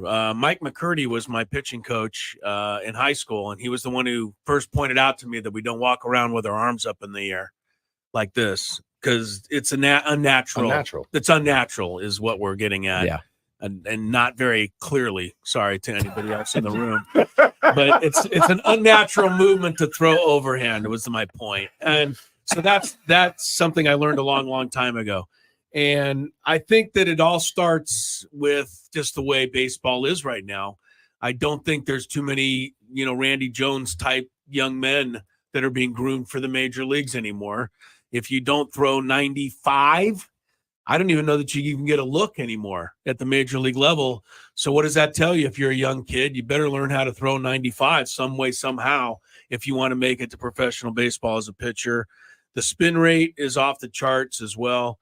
And until you change those two fundamental issues, I think arm injuries are going to continue to be a big issue. But I don't think you're going to ever change those fundamental issues, because people want to get to the major leagues.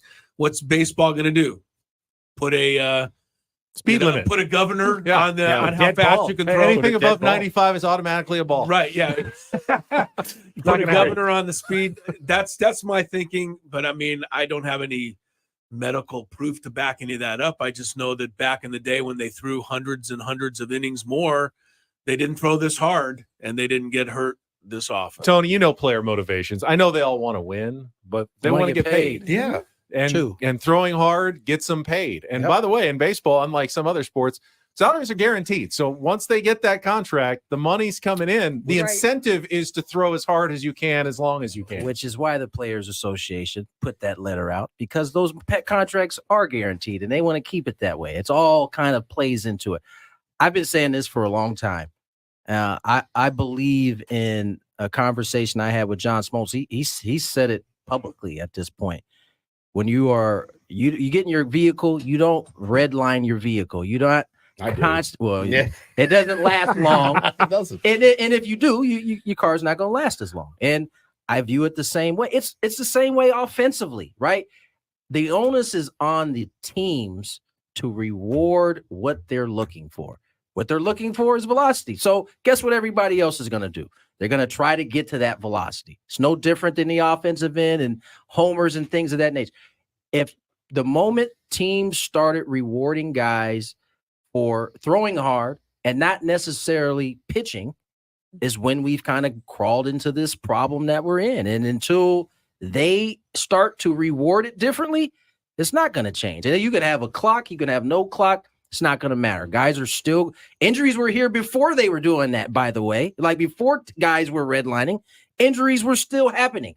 Now they're happening much more frequently, and it's hard not to believe that it has something to do with that. Craig, are we seeing a change? I saw Jordan Montgomery fired Scott Boras, and, and the market may be correcting on some pitchers. Well, I know we're close to the very end of this, so I would just say to injuries, I would suggest everyone go find Justin Verlander's comments, which we played on the show a couple of days ago. I was about 4 minutes, but he really went through all of the multitude of reasons. It started with the ball becoming a happy fun ball. Fix the baseball. So, the baseball is one of the places you could go to look for this. But here's the other thing. Will Carroll was on our show yesterday talking about a high school pitcher throwing 100 miles an hour when that ligament doesn't mature for another 10 years. So we're a long way away from fixing this. Start And that's the thing, is it trickles down to the lower levels. Go ahead. What coach is going to be like, hey, ease off? Yeah, you know what I mean? It just doesn't happen. Your point is great, though. Control what you can control. Fix ball, the fix the baseball, as ball. Wood said. Number At one. least start with that. Annie, Get- last get a thought, uniform 30 back. seconds. I think they should go to the guys like Verlander and the